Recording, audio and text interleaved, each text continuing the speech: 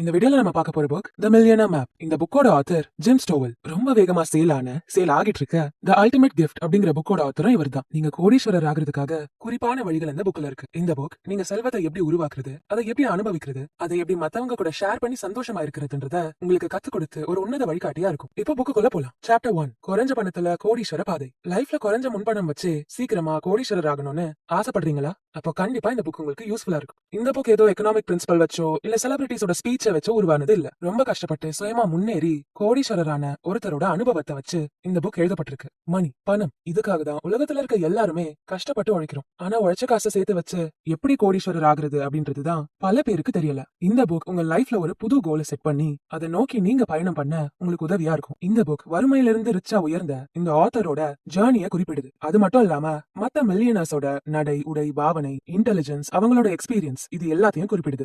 அனுபவ அறிவு, அதாவது நாலேஜ் ஃப்ரம் எக்ஸ்பீரியன்ஸ், இது கூட இல்லாதவங்களுக்கு வெறும் கோலை மட்டும் வச்சிருக்கிறவங்க எவ்வளவோ மேல் அப்படின்னு ஜிம் ஸ்டோவல் சொல்றாரு. இவரோட நாலேஜ், எக்ஸ்பீரியன்ஸ், சக்சஸ் பத்தி போக போக இந்த புக்ல தெரிஞ்சுப்பீங்க. உங்களுக்கு ஏதாவது ப்ராப்ளம்ஸ் இருந்தாலோ இல்ல டவுட்ஸ் இருந்தாலோ டைரக்டா jim@jimstowell.com அப்படிங்கிற வெப்சைட்ல போய் கேட்கலாம். இல்லனா 9186271000 இந்த நம்பருக்கு கால் பண்ணியும் கேட்கலாம். www.themillionairemap.com அப்படிங்கிற வெப்சைட்ல இந்த புக்க பத்தி இன்னும் டீடைலா குறிப்பிட்டிருக்காங்க. கோடீஸ்வரரா இருக்கிறது சாதாரணமானதுதான், ஆனா சிம்பிளானது கிடையாது. இப்போ ஜிம் ஸ்டோவல் எழுதின மாதிரி இந்த புக்கை நம்ம படிக்க போறோம். கோடீஸ்வரர் ஆகணும்ன்ற என்னோட கனவை நோக்கிய பயணம் இன்னமும் எனக்கு நல்ல ஞாபகம் இருக்கு. கடன் தொல்லை, பண கஷ்டம், மென்டல் பிரஷர், இதுல இருந்துதான் என் பயணம் தொடங்குச்சு. பார்வை இல்லாத எனக்கு வாய்ப்பு எதுவுமே கிடைக்காம கடன் தொல்லையால ரொம்பவே கஷ்டப்பட்டேன். அப்போதான் டாக்டர் டென்னிஸ் வெயிட்லியோட ஆடியோ ரெக்கார்டிங் கேட்டேன். அது வரைக்கும் என்ன பண்றதுன்னு தெரியாம முழிச்சிட்டு இருந்த எனக்கு அந்த ஆடியோ கேட்டதும் சின்னதா ஒரு நம்பிக்கை வந்துச்சு. அதுக்கப்புறம் டாக்டர் டென்னிஸ் வெயிட்லி என்னோட நண்பராகவும் குருவாவும் ஆனாரு. டாக்டர் டென்னிஸ் வெயிட்லி 1000 மைல் தாண்டி இருக்கிற ஒரு இடத்துல ஸ்பீச் கொடுக்க போறாருன்னு 2 நாளைக்கு முன்னாடி கேள்விப்பட்டதும் என்னோட வைஃப் கிறிஸ்டலோட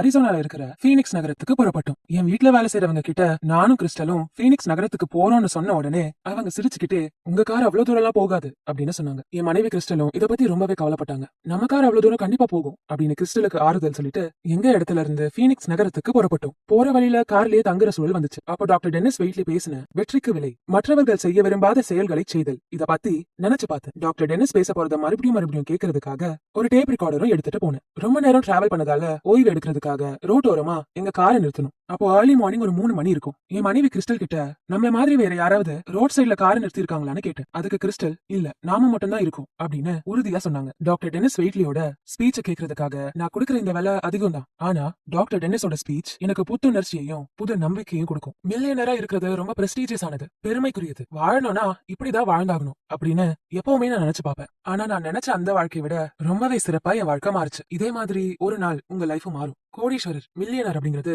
ஈஸியா கிடைக்கிற ஒரு பொருள் கிடையாது. இதை அடையிறதுக்கு ரொம்ப கஷ்டப்பட்டு உழைக்கணும், புத்திசாலித்தனமா யோசிக்கணும், கிடைச்ச ஆப்பர்ச்சுனிட்டிஸ கரெக்டா யூஸ் பண்ணணும். Chapter number 2, Who Wants to be a Millionaire. உங்களோட வழிகாட்டி எது யாருன்னு தேர்ந்தெடுங்க. அது நீங்க அடைய விரும்ப இலக்குக்கு உங்களை அழைச்சிட்டு போகும். நீங்க சரியான பாதையில தான் போறீங்களான்னு கவனமா பாருங்க. பல வருஷத்துக்கு முன்னாடி டெலிவிஷன் ஷோ ஒன்னு புதுசா ஸ்டார்ட் பண்ண போறாங்கன்னு நான் கேள்விப்பட்டேன். நானும் ஒரு டிவி சேனல் வச்சு நடத்துறதால இந்த நியூஸ் எனக்கு ஒரு புது ஆர்வத்தை கொடுத்துச்சு. எனக்கு இது ரொம்ப இன்ட்ரெஸ்டிங்கா இருந்துச்சு. இதை பார்த்த உடனே இந்த டிவி ப்ரோக்ராம பத்தி தெரிஞ்சுக்கிறதுக்காக ரெகிஸ் பில்பின இன்டர்வியூ பண்ணாங்க. இவரு ஆரம்ப காலத்துல ஒரு லேட் நைட் டிவி ஷோல ஜோயி பிஷாப்க்கு உதவியாளரா ஒர்க் பண்ணாரு. அப்புறம் இவரு ஒரு கேபிள் டிவி இன்டர்வியூ ஷோ ஒன்னு ஆரம்பிச்சு அதை பல வருஷமா நடத்திட்டு வந்தாரு. ஆனா ரீசெண்டா நடந்த டெலிவிஷன் இண்டஸ்ட்ரி ஃபங்க்ஷன்ல இவரை சந்திக்கிற வாய்ப்பு எனக்கு கிடைச்சது. குட் மார்னிங் அமெரிக்கா அப்படிங்கிற இன்னொரு ப்ரோக்ராம் மூலமா இவரோட கோ ஹோஸ்ட் கேத்தி லீ கிஃபர்ட் அவங்களையும் சந்திக்கிற வாய்ப்பு எனக்கு கிடைச்சது. இவரோட புது ப்ரோக்ராமுக்கு ரெகிஸ் வச்ச title Who Wants to be a Millionaire. ஒரு மில்லியனர் ஆகணும்னு யாருக்கு தான் ஆசை இருக்காது? ஆனா ஆசைப்பட்டா மட்டும் போதுமா? இது ஒன்னும் ஹாலிவுட் மூவியோ ஃபேரி டேலோ ஸ்டோரியோ இல்ல. ஆசைப்பட்ட உடனே மில்லியனர் ஆகிறதுக்கு உண்மையாவே கோடீஸ்வரர் ஆகணும்னா அதுக்கு உழைக்கணும், பட்ஜெட் போடணும், சேவிங்ஸ் பண்ணணும், investment decisions, career choices, business opportunities, இது எல்லாத்தையும் சரியா பயன்படுத்தணும். இப்ப சொல்லுங்க, Who Wants to be a Millionaire அப்படிங்கிற டைட்டில் இப்போ சிம்பிளா தெரியல. ரெகிஸ் பில்பினோட Who Wants to be a Millionaire ஷோவை நான் பல முறை பார்த்திருக்கேன். ஆனா ஒரு டீனேஜரா என்னோட கவனத்தை ஈர்த்த மில்லியனர் ஷோ எது தெரியுமா? Lifestyles of the rich and famous அப்படிங்கிற ஷோ தான். இந்த ஷோவோட ஒவ்வொரு முடிவுலையும் எனக்கு 2 பாயிண்ட் ஆஃப் வியூஸ் தோணும். ஒன்னு, அங்க இருக்க பிளேசஸ் அண்ட் திங்ஸ் எவ்வளவு அழகா இருக்குல்ல அப்படின்னு தோணும். இன்னொன்னு, என்னதான் பணம் இருந்தாலும் அதை இப்படியா தேவையில்லாம செலவு பண்றது அப்படின்னு தோணும். மணி, பணம் பத்தி சமுதாயம் தவறா புரிஞ்சிட்டு இருக்கு. பணத்தால யூஸ்ஃபுல்லான பொருட்களையும் வாங்கலாம், ஃப்ரஸ்ட்ரேஷனையும் வாங்கலாம். அதாவது பணம் ஆடம்பரத்தையும் தரும், ஆபத்தையும் தரும். என்னடா திடீர்னு நான் இப்படி சொல்றேன்னு கவலைப்படாதீங்க. இந்த மில்லியனர் மேப் புக் உங்களுக்கு கண்டிப்பா உதவதான் போகுது. ஆனா அதுக்கு முன்னாடி நீங்க உங்களுக்குன்னு ஒரு கோலை செட் பண்ணணும். அதுக்கான சரியான பாதையை சூஸ் பண்ணணும். நம்ம சரியான டிரெக்ஷன்ல தான் போறோமான்னு அடிக்கடி செக் பண்ணிட்டே இருக்கணும். ஒரு மில்லியனர் ஆகணும்னு நீங்க நினைச்சீங்கன்னா அதுக்கு நீங்க பண்ண வேண்டிய முதல் ஸ்டெப் உங்க டெஸ்டினேஷன் என்ன, அதாவது நீங்க சேர விரும்பும் இடம் எது, அதை எப்படி ரீச் பண்ணணும் அப்படின்னு தெளிவா யோசிச்சு வைக்கணும். அதாவது உங்க கோல்ஸ பத்தி ஒரு கிளியர் பிக்சரை நீங்க வச்சிருக்கணும். நான் ஸ்கூல் படிக்கும் போது எக்ஸாம்காக மட்டும்தான் படிப்பேன். ஒரு புக்கை முழுசா படிக்கணும்னு எனக்கு தோணுனதே இல்ல. ஆனா எனக்கு கண் பார்வை போனதுக்கு அப்புறம் தான் நான் ஆடியோ புக்ஸ பத்தி தெரிஞ்சுக்கிட்டேன். ஒரு நாளைக்கு ஒரு புக் கேட்க ஆரம்பிச்சேன். 20 வருஷமா புக் படிக்கிறது என் வாழ்க்கையே மாத்திருச்சு. மில்லியனர் ஆகிறதுக்கு நான் என்னெல்லாம் இம்ப்ரூவ் பண்ணணும்னு புக்ஸ் மூலமா நான் தெரிஞ்சுக்கிட்டேன். பல வருஷத்துக்கு முன்னாடி மவுண்டைன் கிளைம்பிங் பத்தி நான் பல புக்ஸ் படிச்சேன். நான் படிச்ச ஒரு புக்ல இருக்க ஒரு ஸ்டோரியை நான் உங்களுக்கு சொல்றேன். 2 பிசினஸ் மேன் மவுண்டைன் கிளைம்பிங் பத்தி சுத்தமா எக்ஸ்பீரியன்ஸே இல்லாத ஆட்கள். அவங்க அண்டார்டிகால இருக்கிற டாலஸ்ட் மவுண்டெயினுக்கு போகணும்னு ஆசைப்பட்டு மவுண்டைன் கிளைம்பிங்க்கு போனாங்க. பல வாரமா டிராவல் பண்ணி மலை ஏறினதுக்கு அப்புறம் மலை உச்சியை ரீச் பண்ண சில தூரம் இருக்கிறதுக்கு முன்னாடி அவங்களுக்கு ஒரு ரேடியோ மெசேஜ் வருது. நீங்க சரியான டிரெக்ஷன்ல தான் போறீங்களான்னு தெரியல, இத சரி பார்க்கிற வரைக்கும் நீங்க மலை ஏற வேணான்னு மெசேஜ் வருது. இத கேட்டதும் 2 பிசினஸ் மேனும் முன்னாடியே இதெல்லாம் கரெக்டா செக் பண்ணிட்டு அதுக்கப்புறம் மலை ஏறி இருக்கணும் அப்படின்னு ரொம்ப ஃபீல் பண்ணாங்க. சோ இந்த ஸ்டோரியில இருந்து நம்ம கத்துக்க வேண்டிய விஷயம் என்னன்னா, நாம போற பாதை சரியானதான்னு ஒரு முறைக்கு 2 தடவை டபுள் செக் பண்ணிட்டு நம்ம ஜேர்னியை ஸ்டார்ட் பண்ணணும். இது மவுண்டைன் கிளைம்பிங்க்கு மட்டும் இல்ல, வாழ்க்கைக்கும் பொருந்தும். பொதுவா மில்லியனர்னு சொன்னதும் என்ன ஞாபகத்துக்கு வரும்? பெரிய பங்களா, லக்ஸூரியஸ் கார், கட்டா பணம். ஆனா நம்ம புக்க பொறுத்த வரைக்கும் மில்லியனர்னா என்னன்னா, பணம் மட்டும் இல்லாம கிடைக்கிற ஆப்பர்ச்சுனிட்டிஸ புத்திசாலித்தனமா பயன்படுத்துற திறனையும் இந்த வேர்ட் குறிக்கும். உங்ககிட்ட இப்ப இருக்கிற பணத்தை வச்சு நீங்க விரும்புற விஷயத்த செய்ய முடியும்னா நீங்க மில்லியனர் ஸ்டேஜை ரீச் பண்ணிட்டீங்கன்னு அர்த்தம். அதுவே உங்ககிட்ட அளவுக்கு அதிகமா பணம் இருந்தும் உங்களுக்கு பிடிச்சதை செய்ய முடியலன்னா உங்ககிட்ட பணம் இருந்தும் பிரயோஜனம் இல்லைன்னு அர்த்தம். மில்லியனர்னா வெறும் மணி, நிறைய பேங்க் அக்கௌண்ட்ஸ் வச்சு இருக்கிறது மட்டும் கிடையாது. உங்க வாழ்க்கைய நீங்க சொந்தமா எப்படி வாழுறீங்க அப்படிங்கறதும் தான். அதாவது யாருக்கும் கெட்டது நினைக்காம சுயமா வாழுறது. இதுதான் முதலானது, முதன்மையானதும் கூட. என்னோட புக்ஸ், மூவிஸ், ஈவென்ட்ஸ் மூலமா நான் நிறைய மில்லியனர்ஸ சந்திச்சிருக்கேன். இவங்க எல்லாருமே பினான்சியலா சக்சஸ் ஆகியிருந்தாலும் ஒரு சில பேர் தான் அவங்க வாழ்க்கைய அனுபவிச்சு வாழ்றாங்க. இவங்களுக்கு வறுமையில இருக்கும்போது கிடைச்ச சந்தோஷமும் நிம்மதியும் கோடீஸ்வரங்க ஆனதுக்கு அப்புறமா காணாம போயிடும். இவங்க எல்லாருமே தி டிசீஸ் ஆஃப் மோர் அப்படிங்கிற நோயால பாதிக்கப்பட்டவங்க. அதாவது எவ்வளவு இருந்தாலும் நிறைய வேணுங்கிற அந்த டிசீஸ். அளவுக்கு மீறினால் அமுதமும் நஞ்சு. அதே மாதிரி அளவுக்கு மீறி செல்வம் சேர்க்கணும்னு ஆசைப்படுறதும் ஆபத்தானதுதான். நான் டீனேஜரா இருக்கும்போது ஒரு ஃபுட்பால் பிளேயர் ஆகணும்ன்றதுதான் என் கனவு. ஒரு ஃபுட்பால் மேட்ச்காக பிராக்டிஸ் பண்ணும்போதுதான் எனக்கு கண் பார்வை இழக்கிற அபாயம் ஏற்பட்டுச்சு. ஃபுட்பாலே ஆட முடியாத சூழ்நிலை வந்துச்சு. அதுக்கப்புறமா ஒரு லோக்கல் யூனிவர்சிட்டியில டிகிரி படிக்க ஆரம்பிச்சேன். போக போக கொஞ்சம் கொஞ்சமா நான் என் பார்வையை இழந்துட்டு வந்தேன். புக்ஸ் படிக்க கூட ரொம்ப கஷ்டமா இருந்துச்சு. அப்போதான் நான் கிறிஸ்டலை சந்திச்சேன். கிறிஸ்டல் தான் எனக்கு புக்ஸ் எல்லாம் படிச்சு சொல்லுவாங்க. ஃபைனல் இயர் படிக்கும்போது என் கூட தங்கி இருந்த பல ஸ்டூடெண்ட்ஸ்க்கு ஒரு நல்ல கம்பெனில ஒர்க் பண்ற ஆப்பர்ச்சுனிட்டி கிடைச்சது. பார்வையில்லாத எனக்கு யாரு வேலை கொடுப்பாங்க அப்படின்னு நான் சோர்ந்து போயிருந்தேன். அப்போதான் என் அப்பா கிட்ட நான் படிச்சு முடிச்சதும் சொந்தமா பிசினஸ் ஸ்டார்ட் பண்ண போறேன்னு சொன்னேன். அவரு எனக்கு பணம் கொடுத்து உதவி பண்ணுவாருன்னு நினைச்சேன். ஆனா அவர் பணத்துக்கு பதிலா எனக்கு வேற 2 விஷயம் கொடுத்தாரு. ஒண்ணு, இந்த உலகத்துல ஏதாவது சம்பாதிக்கணும்னா அதை நீ சொந்தமா உழைச்சு சம்பாதிக்கணும்னு சொன்னாரு. அதுக்கு தேவையான நாலேஜ நான் உனக்கு கொடுக்க போறேன்னு சொன்னாரு. 2, உனக்கு சுயமா உழைச்சு முன்னேறின ஒரு கோடீஸ்வரரை நான் அறிமுகப்படுத்தி வைக்கிறேன்னு சொன்னாரு. இங்க இருந்துதான் என் லேர்னிங் எக்ஸ்பீரியன்ஸே ஸ்டார்ட் ஆச்சு. லீ பிளாக்ஸ்டனோட புக்ஸ், மூவிஸ், ஸ்பீச்சஸ் மூலமா கிடைச்ச நாலேஜ உலகத்துக்கு எடுத்து சொன்னேன். இதுக்காகவே பல பேர் என்ன பாராட்டினாங்க. படிப்பு முடிச்சதும் நான் என்னோட பிசினஸ் கரியரை ஸ்டார்ட் பண்ணேன். ஒரு நாள் நானும் கிறிஸ்டலும் கிராசரி ஸ்டோருக்கு பொருட்கள் வாங்க போனோம். அங்க தெரியாம அளவுக்கு மீறி பொருட்களை எடுத்துட்டோம். எங்ககிட்ட அதிக காசு அதுக்கேத்த மாதிரி இல்லாததுனால சில பொருட்களை திருப்பி வச்சுட்டோம். இது ரொம்பவே சின்ன சம்பவம் தான். ஆனா இங்கதான் நான் கோடீஸ்வரன் ஆகணும் அப்படின்னு யோசிச்சேன். அப்போ அந்த இடத்துல காசு பத்தாம இருந்த அந்த உணர்வு எனக்கு மறுபடியும் வரவே கூடாதுன்னு நான் நினைச்சேன். உங்க கோலோட எமோஷனலா கனெக்ட் ஆகுங்க. அப்போதான் நீங்க போற பாதை சரியா அமையும். நான் என்னோட மில்லியனர் ஜேர்னிய தொடங்கும் போது என் கூடவே என் ஃப்ரெண்டும் மில்லியனர் ஆக போறேன்னு சொன்னாரு. நாங்க 2 பேரும் ஒன்னா எங்க ஜேர்னிய ஆரம்பிச்சோம். ஒருத்தருக்கு ஒருத்தர் உதவி பண்ணிக்கிட்டோம். ஆனா சில வருஷத்துக்கு அப்புறமா என் நண்பர் இந்த மில்லியனர் ஜேர்னில இருந்து நான் விலகிக்கிறேன் அப்படின்னு சொன்னாரு. அவருக்கு டிவோர்ஸ் ஆகி சிங்கிள் டேட் ஆனதால அவரோட கோடீஸ்வர பயணத்தை தொடர முடியலன்னு சொன்னாரு. நானும் என் ஃப்ரெண்டும் ஒரு நாள் ஃபிஷிங் போனோம். அமைதியான பசுமையான அந்த இடத்துல நாங்க எதை பத்தியும் யோசிக்காம நிம்மதியா ஃபிஷிங் பண்ணிட்டு இருந்தோம். அப்போ நான் உங்ககிட்ட ஒரு கேள்வி கேட்கலாமா அப்படின்னு என்கிட்ட அவர் கேட்டாரு. 24 வருஷத்துக்கு முன்னாடி அவரோட மில்லியனர் ஜேர்னிய கைவிட்டாலும் ஒவ்வொரு வருஷமும் கம்பெனியோட ரிட்டையர்மெண்ட் பிளான்ல இன்வெஸ்ட் பண்ணுவாரு. இப்போ அவருக்கு 50 வயசு ஆகுது. ரொம்ப சந்தோஷமா நிம்மதியா சிறப்பான ஒரு வாழ்க்கையை அவர் வாழ்றாரு. அது மட்டும் இல்லாம இப்போ அவர் ஒரு மில்லியனரும் கூட. என்னோட ஃப்ரெண்ட் ஆரம்ப காலத்துல அவரோட மில்லியனர் கனவை விட்டாலும் பிற்காலத்துல அவரோட விடாமுயற்சினால தன்னம்பிக்கையினால இன்னைக்கு ஒரு பெரிய கோடீஸ்வரரா இருக்காரு. அதனால உங்க வாழ்க்கை பாதையில நீங்க எந்த இடத்துல இருந்தாலும் பரவாயில்ல, உங்களுக்கு எந்த தடங்கள் வந்தாலும் அடுத்து நீங்க என்ன ஸ்டெப் எடுக்க போறீங்க, உங்க கோல் என்ன, நீங்க என்ன பாதையில பயணிக்க போறீங்கன்னு நீங்க தெளிவா இருக்கணும். சரியான பாதையில தான் போறோமான்னு அடிக்கடி கவனிக்கிறது உங்க கோலை நீங்க ரீச் பண்ண உதவும். சாப்டர் நம்பர் 3, த மேப் மேக்கர். உங்களுக்கு வழிகாட்டுறவங்க. எப்பவுமே நீங்க வச்சிருக்க கோலை ஆல்ரெடி அடையாத ஒருத்தரை உங்க வழிகாட்டியா ஏத்துக்காதீங்க. இப்போ நம்ம இருக்க உலகத்துல நிறைய பேச்சு தான் இருக்கே தவிர செயல் ரொம்பவே கம்மியா தான் இருக்கு. வரலாறு புரட்டி பார்த்தா பல்வேறு காலங்கள் ஒரு சிறப்பு கொண்டுதான் இருக்கும். அது கலை, ஆர்கிடெக்சர் இல்ல ஒரு தனி நபரின் சிறப்பை வெளிப்படுத்துற காலமா இருக்கும்.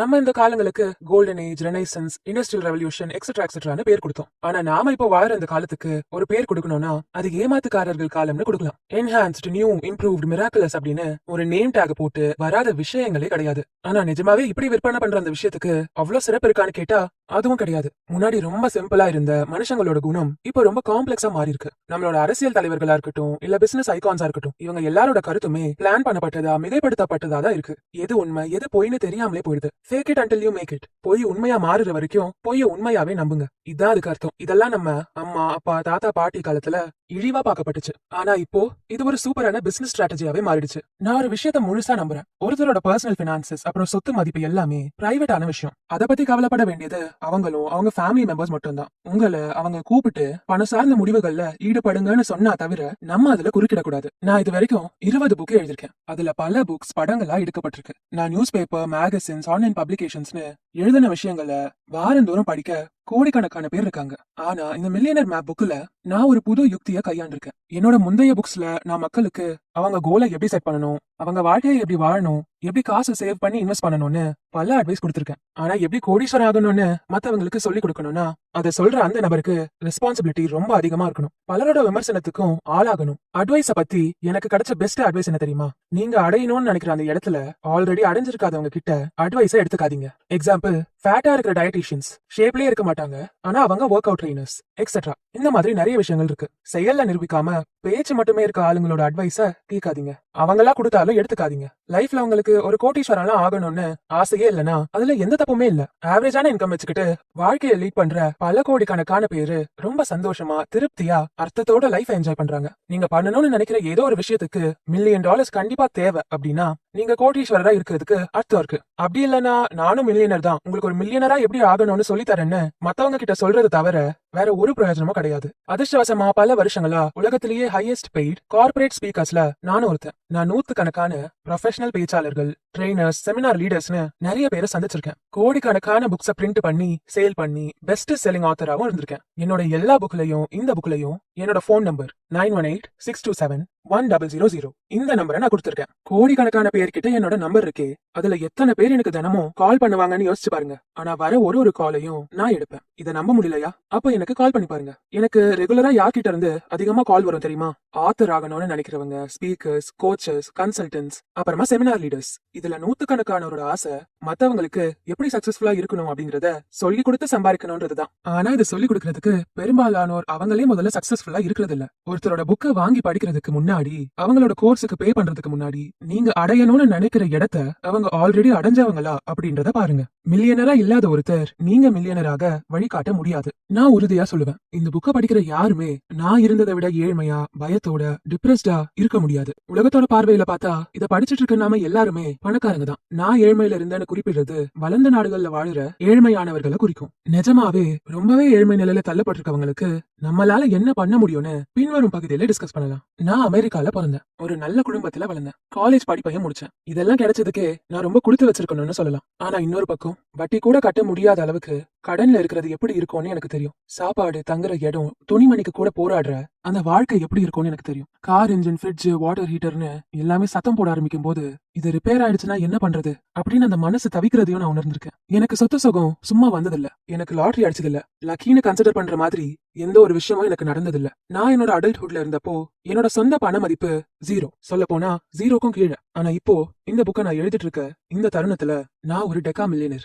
அப்படின்னா $10 மில்லியன் மேல என்கிட்ட பணம் இருக்குன்னு அர்த்தம். நான் முன்னாடி சொன்ன மாதிரி இந்த காலத்துல பேச்சுதான் இருக்கே தவிர செயல்ல நியாயம் இல்லாம போச்சு. என்னோட சொல்லையும் செயலையும் நீங்க நம்பலாம். என்னோட சொத்து மதிப்பு இன்ஃபர்மேஷனை நீங்க www.themillionairmap.comல பார்க்க முடியும். நான் 20 வருஷமா இன்வெஸ்ட் பண்ற அந்த பேங்க் கிட்ட நீங்க இதன் வழியா வெரிஃபை பண்ணிக்கலாம். இதெல்லாம் நான் பண்றது என்ன நான் ப்ரூவ் பண்ணிக்கணும் அப்படிங்கிறதுக்காக பண்ணல. சொல்ல போனா இப்போ நான் எழுதிட்டு இருக்க இந்த சாப்டர் தான் நான் இது வரைக்கும் எழுதுறதுக்கு ரொம்ப கஷ்டப்பட்ட ஒரு சாப்டர்.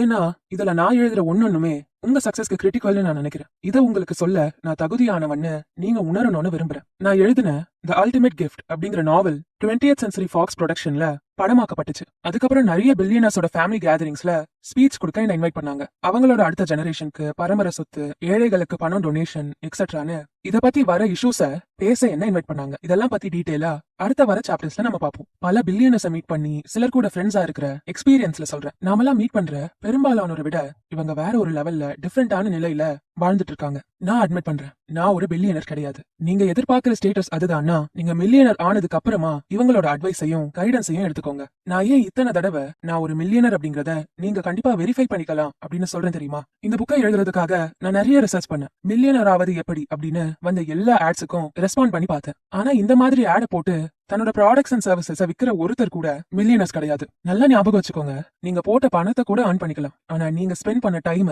earn பண்ண முடியாது. அதனால கரெக்டான பாதையில உங்க மணி அண்ட் டைம் இன்வெஸ்ட் பண்ணுங்க. என்னோட முதல் மில்லியனர் மென்டார் மிஸ்டர் லீ பிராக்ஸ்டன். நான் முன்னாடி சொன்ன மாதிரி என்னோட அப்பா மூலமா தான் நான் இவரை சந்திச்சேன். என் அப்பா ஒர்க் பண்ண என்ஜிஓல தான் மிஸ்டர் லீ பிராக்ஸ்டனும் ஒர்க் பண்ணாரு. லீ பிராக்ஸ்டன் ஸ்கூலுக்கோ காலேஜுக்கோ போனதில்ல, எம்பிஏவோ ஃபைனான்ஸ் டிகிரியோ படிச்சதில்ல. ரொம்ப கஷ்டப்படுற சாதாரண ஃபேமிலியில இருந்து வந்தவர். இவரை நான் ஏன் என்னோட மில்லியனர் மென்டார்னு சொல்றேன்னா, இவர் ரொம்ப கஷ்டப்படுற ஃபேமிலி பேக்ரவுண்ட்ல இருந்து வந்து பெருசா படிக்கலனாலும் கஷ்டப்பட்டு உழைச்சு யாரோட சப்போர்ட்டும் இல்லாம இன்னைக்கு ஒரு பெரிய கோடீஸ்வரரா உருவாகி இருக்காரு. இதை விட வேற என்ன தகுதி வேணும்? நான் பழக ஆரம்பிச்சதும் மில்லியனராக ரொம்ப உழைக்கணும், அதிகமா படிக்கணும்னு ரொம்ப தெளிவா சொல்லிட்டாரு. அதிகமான பணம் சம்பாதிக்க என்ன பண்ணணும்னு எனக்குள்ள 1000 கேள்வி இருந்துச்சு. ஆனா லீ பிராக்ஸ்டன் ஒரே ஒரு புக்கை கொடுத்து இத படிச்சுட்டு வா, இத பத்தி டிஸ்கஸ் பண்ணலாம் அப்படின்னு சொன்னாரு. நான் கேள்வி கேட்க ஆரம்பிச்சதும் என் கையில இருந்த புக்கை பார்த்து சிரிச்சுட்டு கிளம்பிட்டாரு. மிஸ்டர் லீ பிராக்ஸ்டன் எனக்கு நெப்போலியன் ஹில் எழுதின திங்க் அண்ட் க்ரோ ரிச் புக்கை கொடுத்தாரு. செல்ஃப் மேட் மில்லியனர்ஸ் எல்லார்கிட்டையும் பொதுவா இருக்கிற விஷயம் என்னன்னா, எல்லாருமே நிறைய புக்ஸ் படிச்சிருக்காங்க. செல்ஃப் மேட் மில்லியனர்ஸ்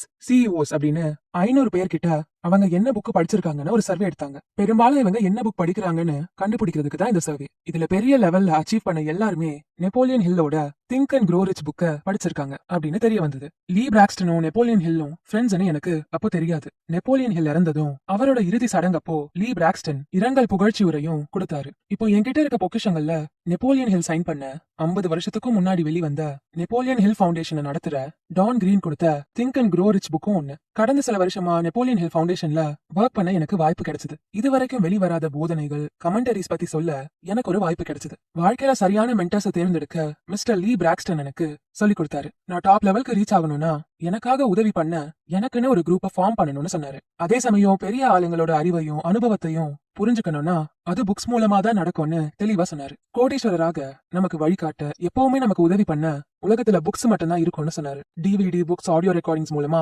உங்களுக்குன்னு ஒரு மென்டார் குரூப் உருவாக்கும் போது நிறைய ஃப்ராட்ஸும் உங்களை பின்பற்ற முயற்சி பண்ணுவாங்க. இதை கண்டிப்பா மனசுல வச்சுக்கோங்க. பொதுவா என்னோட மில்லியனர் ஜர்னி அப்போ குறிப்பா என்னோட பிசினஸ் இன்ட்ரெஸ்ட பாக்கும்போது நான் எனக்குன்னு ஒரு ட்ரீம் டீமை உருவாக்க ஆரம்பிச்சேன். நான் அடைய விரும்புற இலக்க அடைஞ்ச 10 பேர் யார் யார், அது அவங்க எப்படி சாதிச்சாங்கன்னு சொல்ல முடியுமா அப்படின்னு நானே கேட்டு பாப்பேன். நமக்கு தெரிஞ்சவங்களோட மட்டும் நிறுத்திக்காம அச்சீவ் பண்ண பல பேரு உலகத்துல இருக்காங்க. அவங்களையும் தொடர்பு கொள்ள முயற்சி பண்ணணும். நான் முதல் தடவை என்னோட டெலிவிஷன் அண்ட் சினிமா ஜேர்னிய தொடங்கினப்போ எனக்கு எந்தவித பேக்ரவுண்டோ ட்ரைனிங்கோ எக்ஸ்பீரியன்ஸோ எதுவுமே இல்ல.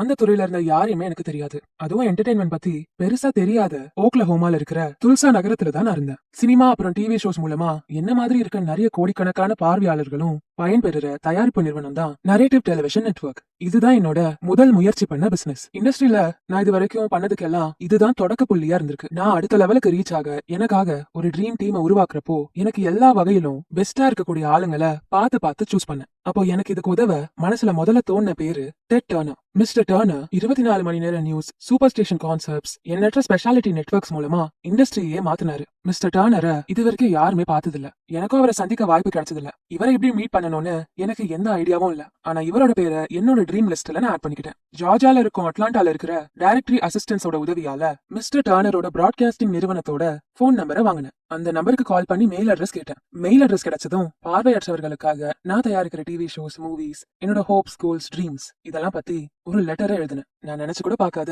ஒரு நிகழ்வு நடந்துச்சு. மிஸ்டர் டர்னரே என்ன காண்டாக்ட் பண்ணி என்னோட ஜேர்னியை தொடங்க எனக்கு என்கரேஜ் பண்ணி அட்வைஸ் பண்ணி உதவியும் பண்ணாரு. இது இவ்வளவு ஈஸியா நடக்கும்னு நான் நினைச்சு கூட பார்த்ததில்ல. யாரோ ஒருத்தர் ரொம்ப நாளைக்கு முன்னாடி நீங்க கேட்காம இருக்கிறதுனாலதான் நீங்க இன்னும் உங்க இடத்த ரீச் பண்ணலன்னு அட்வைஸ் பண்ணாரு. இத பலமுறை நான் உதாசனப்படுத்தி இருக்கேன். ஆனா டர்னர் மட்டும் இல்லாம ஸ்டீவ் ஆலன், பிராங்க் சினட்ரா, ஜிம்மி ஸ்டூவர்ட்னு பல பேரை என்னோட மென்டர் லிஸ்ட்ல நான் ஆட் பண்ணிக்கிட்டேன். ஃபினான்ஸ் அப்புறம் வெல்த் ஏரியால Steve Forbes, Donald Trump, doctor Dennis Waitley, Paul Harvey, legendary coach John Wooden, அப்படின்னு பல பேர் என்னோட மென்டாரா இருந்து என்ன வழி நடத்திருக்காங்க. இதெல்லாம் படிக்கும்போது நான் என்னோட பயணத்தை ஸ்டார்ட் பண்றப்போ எப்படி உணர்ந்தேன்னு அப்படியே உங்களாலே உணர முடியுதுன்னு நினைக்கிறேன். நான் ஒண்ணுமே இல்லாதவனா உணர்ந்தேன். நான் இழக்கிறதுக்கு எதுவுமே இல்ல அப்படின்னு நினைச்சேன். ஆனா அது உண்மை இல்ல. அப்போ என்கிட்ட நம்பிக்கை மட்டும்தான் இருந்துச்சு. அப்போ இருந்த அந்த நம்பிக்கையோட தான் நான் இப்பவும் இருக்கேன். நம்பிக்கை, திறமை, கனவு இதெல்லாம் இருந்தாலே நிச்சயமா சாதிக்க முடியும். பேச்சு துறையிலையும் எழுத்து துறையிலையும் என்னோட ஃப்ரெண்டாவும் மென்டராவும் இருந்தவர் ஜிக் ஜிக்லர். இவர் ஒரு சிறந்த ஒரு வாக்கியம் சொன்னாரு. மத்தவங்க விரும்புவதை அடைய நீங்க உதவி பண்ணா நீங்க விரும்புறதையும் நீங்க அடையலாம். உங்களோட ஆட்டிடியூட், ஆம்பிஷன், ட்ரீம் எல்லாத்தையும் நீங்க பத்திரமா பாத்துக்கணும். உங்களோட இலக்கை அடைய விடாம தடுத்த நிறைய ஸ்கேம்ஸ், ஃப்ராட்ஸ் எல்லாம் இருப்பாங்க. இந்த தடைகள் எல்லாத்தையும் தாண்டி வந்தீங்கன்னா உங்களை வழி நடத்த சரியான அட்வைஸ், டிரெக்ஷன், மென்டார்ஸும் கிடைக்கிறது ரொம்ப சுலபம். உங்களோட கோடீஸ்வரர் இலக்க அடைஞ்சதுக்கு அப்புறமா ஒரு பெரிய ஆளோட தோல் மேல நிக்கிறது மாதிரி நீங்க உணர்வீங்க. இவங்க தான் உங்களோட கனவுக்காக அவங்களோட நேரத்தையும் பணத்தையும் முதலீடு செஞ்சவங்களா இருப்பாங்க. உங்க கோலை ரீச் பண்ணும்போது நீங்க செய்ய வேண்டியது ஒன்னே ஒண்ணுதான். நான் உங்களுக்கு உதவுற மாதிரி நீங்களும் மத்தவங்களுக்கு அவங்களோட கோடீஸ்வரர் கனவை அடைய உதவி பண்ணணும். The most important point on the map. உங்களோட வழிகாட்டியில ரொம்ப ரொம்ப முக்கியமான அம்சம். நீங்க எங்க போயிட்டு இருக்கீங்க, அங்க எப்படி போக போறீங்கன்னு உங்களுக்கு தெரியணும்னா அதுக்கு முதல்ல நீங்க எங்க இருக்கீங்கன்னு தெரிஞ்சுக்கணும். உங்க ஜர்னில நீங்க எங்க இருக்கீங்கன்றது உங்களுக்கு தெரியலனா உங்க கோல் என்ன, அதை எப்படி ரீச் பண்ணணும் அப்படிங்கறதும் உங்களுக்கு தெரியாம போயிடும். இந்த புக்கோட ஸ்டார்டிங்ல உங்களுக்கு உண்மையிலேயே கோடீஸ்வரர் ஆகணுமா இல்லையான்றத நாம டிஸ்கஸ் பண்ணோம். 4th சாப்டர் வரைக்கும் நீங்க வந்திருக்கீங்கன்னா இதுல இருந்தே கோடீஸ்வரர் ஆகணும்ன்றது உங்க விருப்பம் அப்படிங்கிறது நல்லாவே தெரியுது. 3rd சாப்டர்ல ஸ்கேம்ஸ், ஃப்ராட்ஸ் பத்தி பார்த்தோம். இந்த மாதிரி ஸ்கேம்ஸும் ஃப்ராட்ஸும் உங்க வாழ்க்கையில ஒரு பெரிய உபத்திரமா இருப்பாங்கன்றத பார்த்தோம். இவங்க உங்க பணத்தை எப்படிதான் சுருட்டலாம் அப்படின்னு ரொம்பவே கவனமா சுத்திட்டு இருப்பாங்க. இப்போ இந்த சாப்டர்ல உங்களோட பினான்சியல் ஜர்னில ரொம்ப முக்கியமா கவனம் செலுத்த வேண்டிய ஒரு விஷயத்தை பத்தி பார்ப்போம். ஒரு மில்லியனர் மேப் இல்லனா எந்த ஒரு மேப்பா இருந்தாலும் உங்களோட டெஸ்டினேஷன் என்ன, அதை எப்படி ரீச் பண்ணணுங்கிறது தெரிஞ்சிருக்கணும். அதாவது நீங்க இப்ப எங்க இருக்கீங்கன்றதுல இருந்து நீங்க எங்க போக விரும்புறீங்கன்றது வரைக்கும் தெரிஞ்சு வச்சுக்கிறது ரொம்பவே முக்கியம். உலகத்திலேயே என்னதான் தலை சிறந்த கைட்லைன் இல்ல மேப்பை நீங்க வச்சிருந்தாலும் இது ஒண்ணு உங்களுக்கு தெரியலனா எல்லாமே வேஸ்ட் தான். அது என்னன்னா உங்களோட இலக்கை நிர்ணயிக்கிறதுக்கு முன்னாடி, நீங்க போக விரும்புற வழியை தெரிஞ்சுக்கிறதுக்கு முன்னாடி நீங்க உங்க ஜர்னில எந்த இடத்துல இருக்கீங்கன்றத தெரிஞ்சுக்கிறது ரொம்ப ரொம்ப முக்கியம். ஆச்சரியம் என்னன்னா மக்கள் அவங்களோட பினான்சியல் லைஃப் தவிர மத்த எல்லா விஷயத்திலயும் இதை ஃபாலோ பண்றாங்க. நீங்க அமெரிக்கா மால்க்கே போனாலும் அவங்களோட ஸ்டோர்ஸ் எல்லாம் எங்க இருக்கு அப்படின்னு அவங்க ஒரு ப்ளூ பிரிண்ட், அதாவது ஒரு டயக்ராம நமக்கு தருவாங்க. இந்த டயக்ராம்ஸ் மூலமா மாலோட என்ட்ரி எங்க இருக்கு, எக்ஸிட் எங்க இருக்கு, லிஃப்ட் எல்லாம் எங்க இருக்குன்னு நமக்கு தெளிவா தெரிஞ்சிடும். இந்த மேப்ல நாம எங்க இருக்கோன்றத தெரிஞ்சுக்க யூ ஆர் ஹியர் அப்படின்னு அந்த மேப்ல ஒரு பாயிண்ட் காட்டும். இந்த பாயிண்ட் தான் இப்ப நாம எங்க இருக்கோம், இங்க இருந்து நாம எங்க போகணும் அப்படின்னு நம்மள வழி நடத்தும். நம்ம முன்னோர்கள் அந்த காலத்துல போற இடத்துக்கு வழி தெரியாம ரொம்ப கஷ்டப்பட்டாங்க. ஆனா நமக்கு அந்த கஷ்டம் எல்லாம் இல்ல. ஏன்னா நாம இப்போ 21st செஞ்சுரியில இருக்கோம். மொபைல்ஸ், வெஹிக்கல்ஸ்க்குலாம் குளோபல் பொசிஷனிங் டெக்னாலஜி வந்துருச்சு. இந்த குளோபல் பொசிஷனிங் டிவைசஸ்ல ஹைவே, ஸ்ட்ரீட்ஸ், இவ்ளோ ஏன் வீட்டு நம்பர் கூட சென்ட்ரலைஸ்டு டேட்டா பேஸ்ல என்டர் ஆகி இருக்கும். இது மூலமா நம்ம போக வேண்டிய இடத்தை பத்தி ரொம்ப துல்லியமான விஷயங்களை நம்ம தெரிஞ்சுக்க முடியும். இந்த இன்ஃபர்மேஷன்லாம் எப்படி கலெக்ட் பண்றாங்க, அது எப்படி நமக்கு அனுப்புறாங்கன்னு நினைச்சாலே ரொம்ப வியப்பா இருக்கு. ஆனா நம்ம ஜர்னியை சிம்பிள் ஆக்குறது இந்த டேட்டா பேஸ் மட்டும் கிடையாது. மேல விண்வெளியில சுத்திட்டு இருக்க அந்த சேட்டலைட்டும் தான். நாம இப்ப எங்க இருக்கிறோம்னு நம்மளோட லொகேஷனை காட்டும். நீங்க எங்க இருக்கீங்கன்னு தெரிஞ்சுக்கிட்டாதான் நீங்க எங்க போகணுமோ அங்க உங்களோட முறையான பயணத்தை நீங்க தொடர முடியும். என்னோட ஜெனரேஷன்ல இருக்கிற அமெரிக்கன்ஸ் மாதிரி நானும் வெயிட் லாஸ் பண்ண, ஹெல்த்தியா இருக்க டயட் ஃபாலோ பண்றேன். ஃபார்மர் ஒலிம்பிக் வெயிட் லிஃப்டரா நினைச்சு பார்க்க முடியாத அளவுக்கு நிறைய ஒர்க் அவுட்ஸ், ட்ரைனிங்லாம் நான் பண்ணிருக்கேன். யாராலையும் சாப்பிட முடியாத அளவுக்கு எல்லாரும் விடவும் நான் அதிகமா சாப்பிடுவேன். முன்ன மாதிரி இப்ப நான் வேலை செய்யலனாலும் அதிகமா என்னோட ஹெல்த் மேல கான்சென்ட்ரேட் பண்ண முடியலனாலும் ஒரு வெயிட் லிஃப்டர் மாதிரி தான் நான் இப்பவும் சாப்பிடுறேன். என்னோட ரீசென்ட் டயட் பிளான்ஸ் பத்தியும், எக்ஸசைஸ், ஒர்க் அவுட்ஸ் பத்தியும் என்னோட டாக்டர்ஸ் கிட்டயும் ட்ரைனர்ஸ் கிட்டயும் கலந்து டிஸ்கஸ் பண்ணேன். இவங்க எல்லாருமே சொன்ன ஒரே விஷயம் என்னோட உடல் எடைய கவனிக்க சொன்னதுதான். ஆனா இந்த வெயிட் மெஷின்ல நின்னு வெயிட் பாக்குறதுல எனக்கு பெருசா ஆர்வம் இல்ல. அந்த மெஷின் ஏதோ ஒரு நம்பரை தான் சொல்லும்னு நான் நினைச்சுப்பேன். அதனால என்னோட உடல் எடை என்னன்னு நான் பாக்குறதுல பெருசா கவனம் செலுத்தல. சைக்காலஜி பத்தியும் சோஷியாலஜி பத்தியும் தான் நான் யூனிவர்சிட்டியில டிகிரி பண்ணேன். அதனாலதான் ஹியூமன்ஸ்க்கு ஏன் சில நம்பர்ஸ் பத்தி கேக்குறது அன்கம்ஃபர்டபுளா இருக்கும்னு எனக்கு தெரியும். ஆனா அதுவே TV shows, movies, books, speeches மூலமா உங்களோட இலக்கை அடைய நான் உதவுறதுனால உங்களோட தற்போதைய மனநல பத்தி என்னால நல்லாவே புரிஞ்சுக்க முடியுது. என்னோட டெய்லி லைஃபை டீல் பண்ண நான் சராசரி 10 வழிமுறைகளை ஃபாலோ பண்றேன். ஆனா கொஞ்சம் வருஷத்துக்கு முன்னாடி 11வது இன்னொரு வழிமுறையை நான் ஆட் பண்ணிக்கிட்டேன். அது என்னன்னா, நீ உனக்கே குழந்தையா இருக்காத அப்படிங்கறதுதான். இது இன்னொரு முக்கியமான வழிமுறை. நீ பொய் சொல்லாத அப்படிங்கிற இன்னொன்னு. நிறைய மக்கள் பொய் சொல்லி தன்னை தானே ஏமாத்திக்கிறாங்க. இதே பொய்ய மத்தவங்களுக்கும் சொல்ல ஆரம்பிப்பாங்க. நீங்க உங்ககிட்ட பொய் சொல்லி உங்களை திடப்படுத்திட்டா வேற யார்கிட்டயும் தடுமாறாம பொய் சொல்ல கத்துப்பீங்க. இது கண்டிப்பா உங்க ஜர்னிக்கு பெரிய பிரச்சனைகளை கொண்டு வருமே தவிர ஹெல்ப்ஃபுல்லா கண்டிப்பா இருக்காது. அதனால எப்பவுமே உண்மையை மட்டும் பேசுங்க. உங்க மனசாட்சிக்கு உண்மையா இருங்க, மத்தவங்களுக்கும் உண்மையா இருங்க. சாயம் பூசாத உண்மையை பேசுறது ரொம்ப முக்கியம். யாரோட துணையும் இன்ஃபுளுன்ஸும் இல்லாம என்னால இன்னைக்கு 20 புக்ஸ் வர எழுதி இருக்க முடியாது. இத கடைபிடிச்சவர் தான் என்னோட ஃப்ரெண்டும் மென்டருமான டாக்டர் ராபர்ட் ஷூலர். தொடங்குதல் என்பது பாதி வழி பயணத்துக்கு சமம் அப்படின்னு அடிக்கடி இவர் சொல்லிட்டே இருப்பாரு. இந்த புக்கை நான் எழுத தொடங்கும் போது முதல் சாப்டர்ல இருக்கிற முதல் வாக்கியத்தை நான் எழுத சொல்லி சொன்னேன். லாஜிக்கலா பார்த்தோம்னா இந்த புக்கோட இந்த முதல் வாக்கியம் இந்த புக்கோட அரை பகுதியை கூட குறிக்காது. லைஃப் ஃபுல்லா ஹியூமன்ஸ் பத்தியும் அவங்களோட பிஹேவியர்ஸ் பத்தியும் சக்சஸ் பத்தியும் படிச்ச ஒரு மாணவன் அப்படிங்கறதால ஒரு விஷயம் சொல்றேன். உலகத்துல புக் எழுதணும்னு நினைக்கிற எல்லாரையும் ஒன்னா திரட்டுங்க. இதுல முதல் வாக்கியத்தை எழுதினவங்களை ஆராய்ஞ்சு பாருங்க. இவங்கள பாதி பேரு கூட இந்த ஒர்க்க அதிக விருப்பத்தோட கான்பிடென்டா ரொம்ப முன் வந்து பண்ணிருக்க மாட்டாங்க. இதை என்னால உறுதியா சொல்ல முடியும். உடல் எடையை குறைக்கிறது, ஃபிட்டா இருக்கிறது, காலேஜ்ல டிகிரி படிக்கிறது, உலகம் ஃபுல்லா கார் ஓட்டுறது, ஏன் கோடீஸ்வரர் ஆகுறது கூட உங்க லைஃப் ஜர்னிய தொடங்கினதுமே ஆரம்பிக்காது. இதுக்காக ஒரு பிளான் போட்டு அதை சக்சஸ்ஃபுல்லா ஃபாலோ பண்ணும்போதுதான் இது எல்லாமே சீரா நடக்கும். எந்த விஷயமா இருந்தாலும் சரி, பிளானிங் ரொம்பவே முக்கியம். பிளான் பண்ணலனா எதுவா இருந்தாலும் சரி அது சொதப்பிடும். ஆனா சில பேரு நான் நிறைய பிளான் பண்றேன், ஒன்னொன்னா நான் ஆராய்ஞ்சு பார்த்துதான் ஒரு பிளான் ஒரு மேப்பே நான் உருவாக்குவேன்னு அதுலயே மூழ்கி ஒர்க்க மட்டும் ஸ்டார்ட்டே பண்ண மாட்டாங்க. ஜெனரல் ஜார்ஜ் பேட்டன் ஒரு நல்ல பிளான் அப்படிங்கிறது இன்னைக்கு தொடங்கும் போது கரெக்டான முறையில இல்லனாலும் அடுத்த வாரம் தொடங்குற மிக சரியான திட்டத்தை விட மேலானதுதான் அப்படின்னு சொல்லிருக்காரு. அதாவது நீங்க போட்ட பிளானை இப்பவே செயல்படுத்துங்க. பிளான் இன்னும் நல்லாக்குறேன் ஒரு பர்ஃபெக்டான பிளானை மட்டும் தான் நான் எக்ஸிக்யூட் பண்ணுவேன் அப்படின்னு உட்கார வேண்டாம்னு சொல்றாங்க. எவ்வளவு சீக்கிரம் நீங்க எக்ஸிக்யூட் பண்றீங்களோ அவ்வளவு நல்லதுன்னு சொல்றாங்க. இந்த புக்கை படிக்க படிக்க உங்களால ஒரு பிளானை போட்டு உங்க கோலுக்கான வழி என்னன்னு உங்களால கண்டுபிடிக்க முடியும். இப்படி பண்ணும்போது உங்க பிளானும் உங்க ஜர்னியும்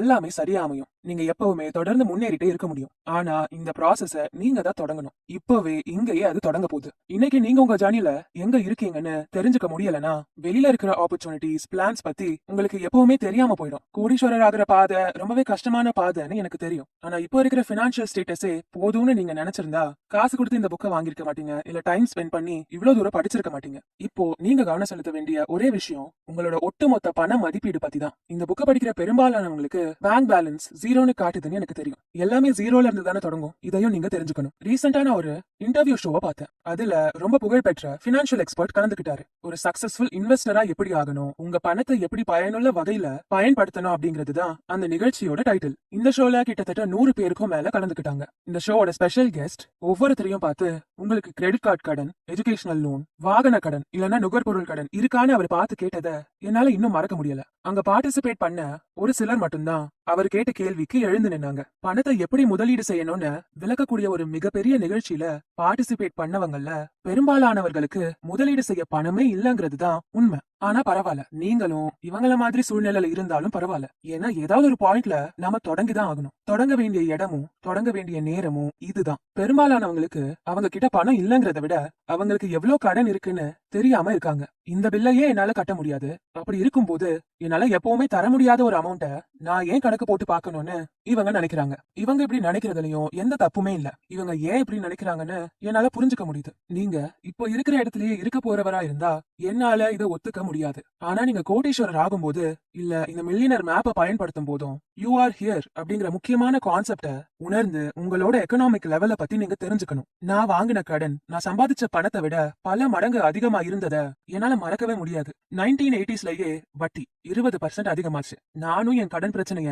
முடிக்க நினைச்சாலும் ஒவ்வொரு நாளும் வட்டி அதிகமா ஆகுற செய்தி வெளிவந்துட்டே இருந்துச்சு. என்னால கடன் தொகையோ இல்ல வட்டி தொகையோ கட்ட முடியாத சூழல். என் உண்மையான கடன் தொகை எவ்வளவு இல்லனா நான் முழுசா கட்ட வேண்டிய வட்டி எவ்வளவுன்னு நான் தெரிஞ்சுக்க விரும்பாத நிலைக்கு தள்ளப்பட்டேன். ஒரு துண்டு பிரெட் வாங்க கூட காசு இல்லாம என்னோட பினான்சியல் நெருக்கடி பத்தி ஒரு நாளும் நினைச்சு பார்க்க நான் விரும்பல. அந்த ஒரு துண்டு பிரெட் எனக்கு பல ஆயிரம் கோடி மாதிரி தெரிய ஆரம்பிச்சது. ஆனா இந்த கஷ்டம் நான் எங்க இருந்தேன், என் சூழல் என்ன, இந்த நிலைக்கு மறுபடியும் திரும்ப கூடாது அப்படிங்கிற எண்ணத்தை எனக்குள்ள விதைச்சது. நீங்க கொடுக்க வேண்டிய எல்லாத்தையும் ஒண்ணு கூட்டி அதுல உங்களுக்குன்னு கிடைச்சத, அதாவது உங்க ப்ராஃபிட்ட கழிச்சிட்டு பார்த்தா நீங்க தர வேண்டிய கடன் எவ்வளவுன்னு உங்களால தெரிஞ்சுக்க முடியும். நீங்க ஒரு நல்ல எக்கனாமிக் ஸ்டேட்ல இருந்தா உங்களுக்கு கடனை விட சொத்து தான் அதிகமா இருக்கும். கடன் ரொம்ப அதிகமா இருந்தா ரொம்ப கஷ்டமா இருக்கும். ஆனா இது மூலமா நீங்க எந்த ஸ்டேட்டஸ்ல இருக்கீங்கன்னு உங்களால தெரிஞ்சுக்க முடியும். நீங்க உங்க ஜர்னில ஒரு நல்ல இடத்துல தான் இருக்கீங்கன்னு நான் நம்புறேன். எதிர்காலத்துல நீங்க பினான்சியலா ஸ்டேபிளா இருக்கணும்னு நினைச்சீங்கன்னா அதுக்கு நீங்க பண்ண வேண்டிய ஒரே விஷயம் உங்களோட கடன் குழிய மேலும் தோண்டாம இருக்கணும். நீங்க மேல போகணும்னு நினைச்சா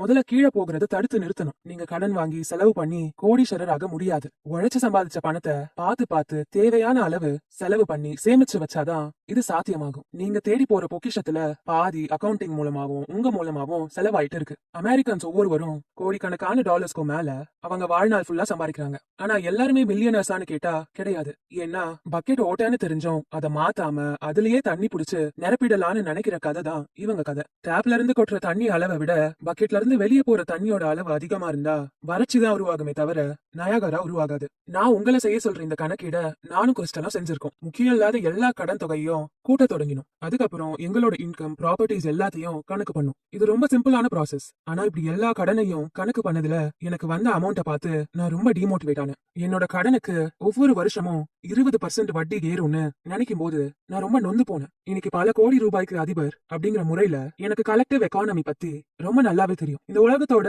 8வது அதிசயம் ஜாயிண்ட் சிஸ்டம் தான். நீங்க ஜாயிண்ட் சிஸ்டமை கையாளும் போது இப்போ இருக்கிற பணமே இன்னும் அதிக பணத்தை அள்ளி கொடுக்கும். இது பனிக்கட்டி மலையில இருந்து சரியிற மாதிரி ஒவ்வொரு முறை உருளும் போதும் இன்னும் அதிகமான பனிக்கட்டிய சேர்த்துக்கிட்டு தான் வரும். ஆனா துரதிருஷ்டவசமா நான் ஜாயிண்ட் சிஸ்டம் என்னோட இன்கம்லயோ இல்ல என்னோட வளர்ச்சியிலயோ சேர்க்காம என்னோட கடன்ல தான் அப்ளை பண்ணேன். அந்த பள்ளத்துல விழுந்தது மட்டும் இல்லாம அதிகமான வட்டியை கொடுக்கும் நிலைமைக்கும் நான் தள்ளப்பட்டேன். இதுக்கப்புறமா தான் பினான்சியல் ஸ்டேட்டஸ் பத்தி படிக்க ஆரம்பிச்சேன். இதை பத்தின செமினார்ஸ்லாம் அட்டென்ட் பண்ணேன். அதுக்கப்புறம் பல வருஷமா இன்வெஸ்ட்மெண்ட் அட்வைசரா ஒர்க் பண்ணேன். நான் முதல்ல பினான்சியல் ஸ்டேட்டஸ் செமினார் போனது எனக்கு ஞாபகம் இருக்கு. அங்க கெஸ்டா வந்த ஒரு எக்ஸ்பர்ட் எப்படி சக்சஸ்ஃபுல் இன்வெஸ்டர்ஸா ஆகணும் அப்படிங்கறத பத்தி பேசினாரு. பணத்தை வெற்றிகரமா கையாள கத்துக்கிட்டா கடன்ல இருந்து மீண்டு பணம் உருவாக்கும் முயற்சியில நம்ம ஈடுபட முடியும் அப்படிங்கறதால இந்த நிகழ்ச்சி பத்தி கேள்விப்பட்டதும் நான் கிளம்பி அங்க போயிட்டேன். அவர் போட்டிருந்த சூட் என்னோட காரை விட விலை உயர்ந்தது. அவர் ஒரு போர்ட்ல நாம $1,00,000 இருந்து தொடங்கலாம் அப்படின்னு எழுதினாரு. ஒவ்வொருத்தர்கிட்டையும் அந்த $1,00,000 எப்படி இன்வெஸ்ட் பண்றதுன்னு சொல்லி கொடுத்துட்டு அவர் செமினார் எடுத்துட்டு இருந்தாரு. ஆனா என்னால அவர் சொன்ன எதை பத்தியும் சிந்திக்க முடியல. ஏன்னா ரியாலிட்டி பத்தி நான் யோசிச்சுட்டு இருந்தேன். அவர் கடைசி லைன் பேசுறதுக்கு முன்னாடியே நான் எல்லா வகையிலும் நம்ம உழைக்கணும் அப்படிங்கறத புரிஞ்சுக்கிட்டேன். இந்த புக்ல இருக்கிற சாப்டர்ஸ்ல இன்னும் பல நம்பர்ஸ பத்தி நம்ம தெரிஞ்சுக்கலாம். அதுக்கு முன்னாடி இப்போ தற்போதைய உங்களோட மதிப்பீடு என்ன அப்படின்னு நீங்க தெரிஞ்சுக்கிறது முக்கியம். உங்க கோலை நீங்க நெருங்கி வர வர உங்களோட மொத்த மதிப்பீடை செக் பண்ணும்போது அதுல ஒரு சுகமும் இனிமையும் இருக்கும்னு நீங்க புரிஞ்சுப்பீங்க. வறுமையில இருந்தே உயரத்துக்கு வந்த என்னோட பாதையில இருக்கிற ஒவ்வொரு ஸ்டெப்பும் எனக்கு நல்ல ஞாபகம் இருக்கு. $1 மில்லியன் இருந்து $10 மில்லியன் ரீச் பண்ணும்போது அளவு கடந்த சந்தோஷத்துல நான் மிதந்தேன். தரமட்டத்துக்கும் கீழே இருக்கிற நிலையில இருந்த கோடீஸ்வரர் கனவை வானுயர உயர்த்த நினைச்சேன். தொடக்கத்துல இருந்து வளரும் சிலர்ல ஒருவரா நீங்க இருந்தா உங்களுக்கு உதவுற பல ஃபீச்சர்ஸ் இங்க இருக்கு. உங்களோட சரியான கடன் தொகைய நீங்க தீர்மானிச்சதுக்கு அப்புறமா இன்னும் அதிகமா கடன் வாங்காம உங்களோட கடன்களை கட்டுப்பாட்டுக்குள்ள வச்சுக்கோங்க. நீங்க கொடுக்க வேண்டிய கடன் எவ்வளவு இருக்கு, அதுக்கு எவ்வளவு வட்டி, அதை எப்படி முறையா செலுத்தணும்னு ஒரு லிஸ்ட் போட்டு வச்சுக்கோங்க. கடன் மட்டும் இல்லாம மாசம் மாசம் செலவாகும் பணத்தையும் லிஸ்ட்ல சேர்த்துக்கோங்க. கடன், வட்டி, அத்தியாவசியம் தேவைக்கான செலவுகள், இது எல்லாம் போக மிச்சம் இருக்கிற மாத வருமானம் அதை கணக்கு பண்ணுங்க. சாப்பாடு, துணி, வீட்டு வாடகை போக மிச்சம் இருக்கிற காசை கடனை அடைக்க யூஸ் பண்ணுங்க. சில எக்கனாமிக்கல் எக்ஸ்பர்ட்ஸ் எல்லா கடன்களுக்கும் ஒரு தொகையை கட்டிட்டு மிச்சம் இருக்கிற கடன்களை மாசம் மாசம் கட்டிக்கோங்கன்னு சஜஸ்ட் பண்ணுவாங்க. ஆனா என்ன பொறுத்த வரைக்கும் கடனே இல்லாம வாழுறதுதான் சிறந்தது. இன்னும் சில பேர் அதிக வட்டி கடன், குறைந்த வட்டி கடன் இத ரெண்டையும் கட்டுங்கன்னு சொல்லுவாங்க. பிராக்டிகலா இது கஷ்டம்னாலும் கடன் குழியில இருந்து மீள இது ஒரு சிறந்த வழிதான். கடன் குழியில இருந்து மீள உங்க இன்கம் எப்படி அதிகப்படுத்துறதுன்னு நீங்க சிந்திக்கணும். அதிக நேரம் உழைக்கணும். ரோட் மேப் மாதிரி மில்லியனர் மேப்லயும் பலவித வழிகள் இருக்கு. வழி என்னவா இருந்தாலும் சரி, நீங்க உறுதியா அர்ப்பணிப்போட இருந்தீங்கன்னா உங்களோட இலக்கை நீங்க கண்டிப்பா அடைவீங்க. கோடீஸ்வரர் ஆகுறது தான் உங்க இலக்குனா கண்டிப்பா கடன் இல்லாம பாத்துக்கோங்க. நான் நூத்துக்கணக்கான மில்லியனரையும் கோடீஸ்வரர்களையும் பல கோடி அதிபர்களையும் இன்டர்வியூ பண்ணிருக்கேன். ஆனா கடன் வாங்கி தான் நான் சக்சஸ் ஆனேன் அப்படின்னு ஒருத்தருமே சொல்லல. கடன்ல இருந்து வெளியில வர்றது உங்க வெல்தி லைஃபுக்கு வழிவகுத்து கொடுக்கும். இதுக்கு உலகின் 8வது அதிசயமான ஜாயிண்ட் சிஸ்டம் உங்களுக்கு உதவி பண்ணும். கடன்ல இருந்து வெளியே வந்ததும் ரொம்ப சிம்பிளான எஃபெக்டிவான பினான்சியல் பேக்ரவுண்ட் உங்களுக்கு அமையும். இது உங்களோட தனித்தன்மையை மேம்படுத்தும். நான் ஃபர்ஸ்டே சொன்ன மாதிரி பல ஆண்டுகளா ரொம்ப கஷ்டப்பட்டு விரக்தியாகி நெருப்புக்கு நடுவுல தான் நான் வாழ்ந்துட்டு வந்தேன். ஒரு துண்டு பிரெட் கூட வாங்க வசதி இல்லாம இருந்தேன். ஒழுகுற கூரை, சாப்பாட்டு தேவைன்னு கஷ்ட காலத்துல இருந்து வெளியே வர எமர்ஜென்சி ஃபண்டிங் உங்களுக்கு உதவும். நீங்க கோடிக்கணக்கான பணத்தை ஒரு பிளான்ல இன்வெஸ்ட் பண்ணும்போது நடுவுல வர சின்ன சின்ன பினான்சியல் டிஸ்டர்பன்சஸ் நீக்கிறது ரொம்பவே நல்லது. மலை உச்சியில இருக்கிற நீங்க நினைக்கிற பினான்சியல் லெவல அடைய நாம கடன் அப்படிங்கிற பள்ளத்துல இருந்து வெளியே வரணும். Chapter 5 Your Millionaire Map Destination. உங்களோட கோடீஸ்வரரின் வழிகாட்டியின் இலக்கு. A good map will take you anywhere you want to go, but you have to decide. ஒரு நல்ல வழிகாட்டி அப்படிங்கிறது நீங்க எங்க போகணும்னு நினைச்சாலும் அங்க உங்களை கூட்டிட்டு போகும். ஆனா போக வேண்டிய இடம் என்னன்னு டிசைட் பண்றது நீங்க மட்டும்தான். கடந்த சில சாப்டர்ஸ்ல கோடீஸ்வரர் பாதைய எங்க இருந்து தொடங்குவீங்க, இப்போ நீங்க இருக்கும் பொருளாதார நிலைய எப்படி சுய உணர்வோட பாக்குறது அப்படின்ற கடினமான செயல்களை பத்தி பார்த்தோம். என்டர்டைன்மெண்ட், ட்ரேட் ஷோஸ் மூலமா பல்லாயிரக்கணக்கான மக்களோட பேசுற மிகப்பெரிய வாய்ப்பு எனக்கு கிடைச்சது. உங்களோட கடன்களையும் சொத்து சொத்துகளையும் கணக்கு பண்ணும்போது உங்களுக்கே தெரியாம ஒரு வலையில சிக்கிப்பீங்க. இந்த வலையில பல பேர் சிக்கியிருக்காங்க. முக்கியம் இல்லைன்னு நினைக்கிற உங்களோட கடன், உங்களோட சொத்து எல்லாத்தையும் ரிவ்யூ பண்ணும்போது சில தவறுகள் செய்ய ஆரம்பிப்பீங்க. உங்களோட கடன், ஃபெயிலியர்ஸ், தவறவிட்ட வாய்ப்புகள், இது எல்லாத்துக்கும் ஒரு சூழ்நிலை இல்ல ஒரு பர்சன் தான் காரணம் அப்படின்னு நீங்க அவங்க மேல பழி சுமத்த ஆரம்பிப்பீங்க. உங்களோட எல்லா கடன்களையும் ப்ராப்பர்ட்டிஸையும் நீங்க ஓவர்வியூ அதாவது ரிவ்யூ பண்ணி பார்க்கும்போது நான் சொன்னது மாதிரியே நீங்களும் இதுல ஏன் தப்பு எதுவுமே இல்லைன்னு சொல்லுவீங்க. உங்களோட வாழ்க்கைக்கும் அந்தஸ்துக்கும் நீங்க தான் பொறுப்பு அப்படிங்கறத நீங்க புரிஞ்சுக்கணும். நீங்க பண்ண தவறுகள், மிஸ் பண்ண ஆப்பர்ச்சுனிட்டிஸ், கவனக்குறைவுகள், இது எல்லாத்துக்கும் நீங்க பொறுப்பை ஏத்துக்கணும். நான் ஃபர்ஸ்ட் சொன்ன மாதிரி இந்த உலகத்துல நமக்கு சொந்தமான ஒண்ணு இருக்கு, அதுதான் உரிமை, ரைட்ஸ். நாம பிரசன்ட்ல இந்த நிலைமையில இருக்கோம்னா அதுக்கு நம்மளோட கடந்த கால வாழ்க்கை தான் காரணம். நம்மளோட பாஸ்ட் லைஃப்ல நம்ம சூஸ் பண்ண விஷயங்களையும் அதோட விளைவுகளையும் ஏத்துக்கிட்டாதான் பல கோடி ரூபாய்க்கு அதிபராகவோ இல்ல நாம அடைய விரும்பும் எதையும் அடைய அதை பயன்படுத்த முடியும். நல்ல மனுஷங்களுக்கு சில கெட்ட விஷயங்கள் நடக்கும் அப்படிங்கறத நானும் ஒத்துக்கிறேன். இவங்க நம்மளோட பொருளாதார நிலையில ஒரு பார்வையற்றவரா இருக்கிறதுல இருக்க ஒரு பெரிய கஷ்டம் என்னன்னா நம்மள யாரும் எதிர்பார்த்து காத்திருக்க மாட்டாங்க அப்படிங்கிற உண்மையை ஒத்துக்கிறது தான். கவர்மெண்ட்ல இருந்து விலகி வறுமையில நான் வாழ விரும்புனா அதுக்கான எல்லா தகுதியும் எனக்கு இருக்கு. நீங்களும் உங்க ஃபேமிலியும் பலவித சவால்கள் சந்திச்சு இருக்கீங்கன்னு என்னால புரிஞ்சுக்க முடியுது. அது எல்லாம் இன்னைக்கும் இருக்குன்னு எனக்கு தெரியும். ஆனா பார்வை இழந்து டிவோர்ஸ் ஆகி கடன்ல மூழ்கி தோத்து போன ஒவ்வொரு ஆளுக்கும் இதே நிலையில இருந்து எதிர்நீச்சல் போட்டு வாழ்ந்த சில பேரை நான் உங்களுக்கு காட்டுறேன். ஆனா அவங்களோட அந்த நிலைமைய அவங்க இலக்க அடைய ஒரு ஊன்றுகோலா பயன்படுத்தினாங்க. கடந்த சில பகுதிகளில் உங்களோட மெச்சூரிட்டி, வயசான நிலையில எப்படி இருக்கணும் அப்படிங்கறத பத்தி பார்த்தோம். இப்போ நான் உங்களுக்குள்ள இருக்கிற அந்த குழந்தை மனசோட உங்களை தொடர்பு படுத்திக்கோங்கன்னு சொல்ல போறேன். இப்போ உங்களோட கோடீஸ்வரர் பயணத்தை எங்க இருந்து தொடங்கணும்னு உங்களுக்கு தெரியும் அப்படிங்கறதால அடுத்து உங்களோட இலக்கு என்ன அப்படின்னு தீர்மானிக்கலாம். இதுக்கப்புறம் இது ரெண்டுத்துக்கும் நடுவுல நாம ஒரு வழியை உருவாக்கி பயணமும் பண்ணலாம். உங்களோட பொருளாதார இலக்கையும் கோடீஸ்வரர் இலக்கையும் சூஸ் பண்றது அப்படிங்கிறது அவ்வளவு சிம்பிளான விஷயம் இல்ல. ஒரு 2 வாரம் ஹாலிடேஸ் வருதுன்னு வச்சுப்போம். நான் உங்ககிட்ட எங்க போறீங்கன்னு ரொம்ப சிம்பிளான கேள்வியை கேட்கிறேன். இதை உங்க 2 காதுமே கேட்கும். ஆனா உங்க மனசு இந்த டூர் தேவையா, எவ்வளவு பணம் செலவாகும், அதை வச்சுட்டு எங்க போறது அப்படின்னு பல கேள்வியை கேட்கும். ஒரு முக்கியமான கேள்விய பணம், நேரம் வச்சு நம்ம ஆராய்ச்சி பண்ணி பார்க்கணும். ஆனா உலகத்துல உள்ள பெரும்பாலான மக்கள் இதை செய்ய தவறுறாங்க. இந்த புக்கு பணத்தை பத்தியது அப்படின்னு எனக்கு தெரியும். ஆனா அதுக்காக நேரத்தை பத்தி யோசிக்காம இருக்க கூடாது. ஏன்னா மக்கள் எல்லாருமே தங்களோட நேரத்தை இன்னொருத்தரோட லாபத்துக்காக செலவு பண்றாங்க. கிடைச்ச நேரத்தை சந்தோஷமா ஸ்பெண்ட் பண்ணாம யார் ஒருத்தருக்காக ஸ்பெண்ட் பண்றாங்க. இதனால அவங்களோட ஃபேமிலிக்கும் பணம் பத்துறது கிடையாது. கோடீஸ்வரர் பொருளாதார நிலையையும் அவங்களால அடைய முடியல. வறுமையில இருந்து பல கோடிக்கு அதிபராகும் பயணத்துல கிண்டல்கள், இம்போர்ட்ஸ், எக்ஸ்போர்ட்ஸ், இனிமை எல்லாமே இருக்கு. வீடு, காரு, இது போன்ற ஆடம்பர விஷயங்கள் எனக்கு சந்தோஷத்தை தரும். ஆனா என்னோட உலகத்துல ரொம்ப முதன்மையானது, முக்கியத்துவம் வாய்ந்தது நேரம், டைம் மட்டும்தான். பணத்தை எப்ப வேணாலும் சம்பாதிக்கலாம், இழக்கலாம். ஆனா உலகத்துல இருக்க யாராலையும் நேரத்தை வாங்கவோ திருப்பி தரவோ முடியாது. இந்த கோடீஸ்வரர் பயணத்துல நீங்க பணக்காரராக விரும்பலன்னு நினைச்சா அது ரொம்ப சிறப்பானதுதான். எது சரின்னு நான் உங்களோட ஆர்கியூலாம் பண்ண மாட்டேன். ஒருத்தரோட வாழ்க்கையில பணம் தான் ரொம்ப முக்கியம்னு நான் கண்டிப்பா சொல்ல மாட்டேன். ஏன்னா அதை விட ஒரு பெரிய பொக்கிஷம் இருக்கு, அதுதான் உங்க நேரம். நேரத்தை கவனமா செலவிடுங்க. உங்க நேரத்தை யாரையுமே திருட விடாதீங்க. ஒரு குழந்தையா நம்ம மைண்ட்ல ஒரு ப்ராடக்ட், என்விரான்மெண்ட்டை உருவாக்குற டேலண்ட் நமக்கு இருக்கும். ஒரு ஷோல பேசுறதுக்காக நான் பிளேன்ல போயிட்டு இருந்தேன். நான் ஒரு பிளைண்ட் பர்சன் அப்படிங்கறதால மத்த டிசேபிள் பீப்புள் கூடயும் குழந்தைகள் கூடயும் பிளேன்ல டிராவல் பண்ணணும். இந்த குறிப்பிட்ட பிளேன்ல வழக்கமான ப்ரொசீஜர் படி நான் பிளைட் அட்டெண்டன்ட் ஃபாலோ பண்ணி ஃபர்ஸ்ட் கிளாஸ்ல என் சீட்டை கண்டுபிடிச்சு உட்காரணும். நாங்கெல்லாம் உட்கார்ந்ததும் ஒரு குழந்தையோட ஒரு ஃபேமிலி வர்றது நான் உணர்ந்தேன். என் பக்கத்துல இருந்த அந்த 5 வயசு பையன் அவனோட சீட் பெல்ட்டை போட ஆரம்பிச்சான். அவனோட அம்மா, பிரையன், நம்ம 28வது வரிசையில இருக்கிற சீட்ல தான் உட்காரணும் அப்படின்னு சொன்னாங்க. அந்த சமயத்துல பிரையன் அம்மாவை பார்த்து ஒரு கேள்வி கேட்டான். அம்மா, நாம ஏன் ஃபர்ஸ்ட் கிளாஸ்லயே உட்கார கூடாது? இந்த கேள்விதான் உங்களுக்கும் எனக்கும். இதுதான் கோடீஸ்வரர் தேடல்ல அடிப்படையானது. அதுக்காக ஃபர்ஸ்ட் கிளாஸ்ல தான் டிராவல் பண்ணணும்னு நான் சொல்லல. முயற்சி பண்ணா அதிக நேரம் செலவிடாம நீங்க தடுக்க முடியும்னு தான் நான் சொல்றேன். இருந்தாலும் பிரையனோட அம்மாவுக்கு ஃபர்ஸ்ட் கிளாஸ்ல டிராவல் பண்றது முக்கியமாவும் இருக்கலாம், முக்கியம் இல்லாததாவும் இருக்கலாம். அவங்களோட அன்றாட வாழ்க்கையை விட இது ரொம்ப முக்கியம் இல்லன்னு அவங்க நினைக்கலாம். அடுத்த சில நேரம் நீங்க என்னோட பயணம் பண்ண இந்த பிரையனோட இருக்கணும்னு நான் விரும்புறேன். நேரமும் பணமும் ஒரு ரிஸ்க் ஃப்ரீ உலகத்துல உங்க வாழ்க்கையோட ஒவ்வொரு அம்சத்தையும் நீங்க பார்க்க முடியும். யாருமே கோடிக்கணக்கான பணத்தை போட்டு அவங்க தலைவரோட படத்தை போட்டு வச்சிருக்க மாட்டாங்க. கோடிக்கணக்கான பணம் இருந்தும் உங்களுக்கோ இல்ல உங்களை சார்ந்தவருக்கோ பயனுள்ள எதுவும் செய்யலன்னா அந்த பணம் எதுக்கும் யூஸ் இல்லைன்னு அர்த்தம். லைஃபோட மெனுல ரேட்டை பார்க்காம உங்களுக்கு என்ன பிடிச்சிருக்கோ அதை எடுத்துக்கோங்க. இப்படி பார்த்தா உங்களோட ட்ரீம் ரொம்ப எக்ஸ்பென்சிவா தெரியாது. ஐடென்டிஃபை பண்ணவும் ரொம்ப சுலபமா இருக்கும். ரொம்ப வருஷத்துக்கு முன்னாடி தி லேம்ப் அப்படிங்கிற நாவலை நான் எழுதினேன். அது ஒரு மிகப்பெரிய படமா தயாரிச்சு தயாரிக்கப்பட்டுச்சு. அகாடமி அவார்டு வாங்கின லூயி காசெட் ஜூனியர் இந்த படத்துல நடிச்சிருந்தாரு. என்னோட ஒவ்வொரு நாவலும் படமாக்கப்பட்டு இருக்கு. அந்த படத்துல வந்த மாதிரியே இந்த படத்துலயும் ஒரு லக்ஸூரியஸ் காரை ஓட்டிட்டு போற மாதிரி ஒரு இம்பார்ட்டன்டான ரோல்ல நான் நடிச்சேன். த லேம்ப் படத்துல என்னோட கஸ்டமரான ஜேசன் லண்டனை ஃபோர்ப்ஸோட பில்டிங்ல விடுறதுக்காக மிடில் மேன்ஹாட்டன் வழியா தான் காரை ஓட்டிட்டு வருவேன். அந்த படத்தை எடுத்த விதம் ரொம்பவே ட்ரிக்கியா இருந்துச்சு. இந்த படம் எடுக்கும் போது பிளாட்ஃபார்ம்ல தங்கி இருந்தவங்களுக்கோ இல்ல வெஹிக்கிள் டிரைவர்ஸுக்கும் எந்தவித பாதிப்பும் நடக்கலன்னு என்னால உறுதியா சொல்ல முடியும். நான் நடிச்சது மட்டும் இல்லாம பல கோடி அதிபர்கள் இருக்கிற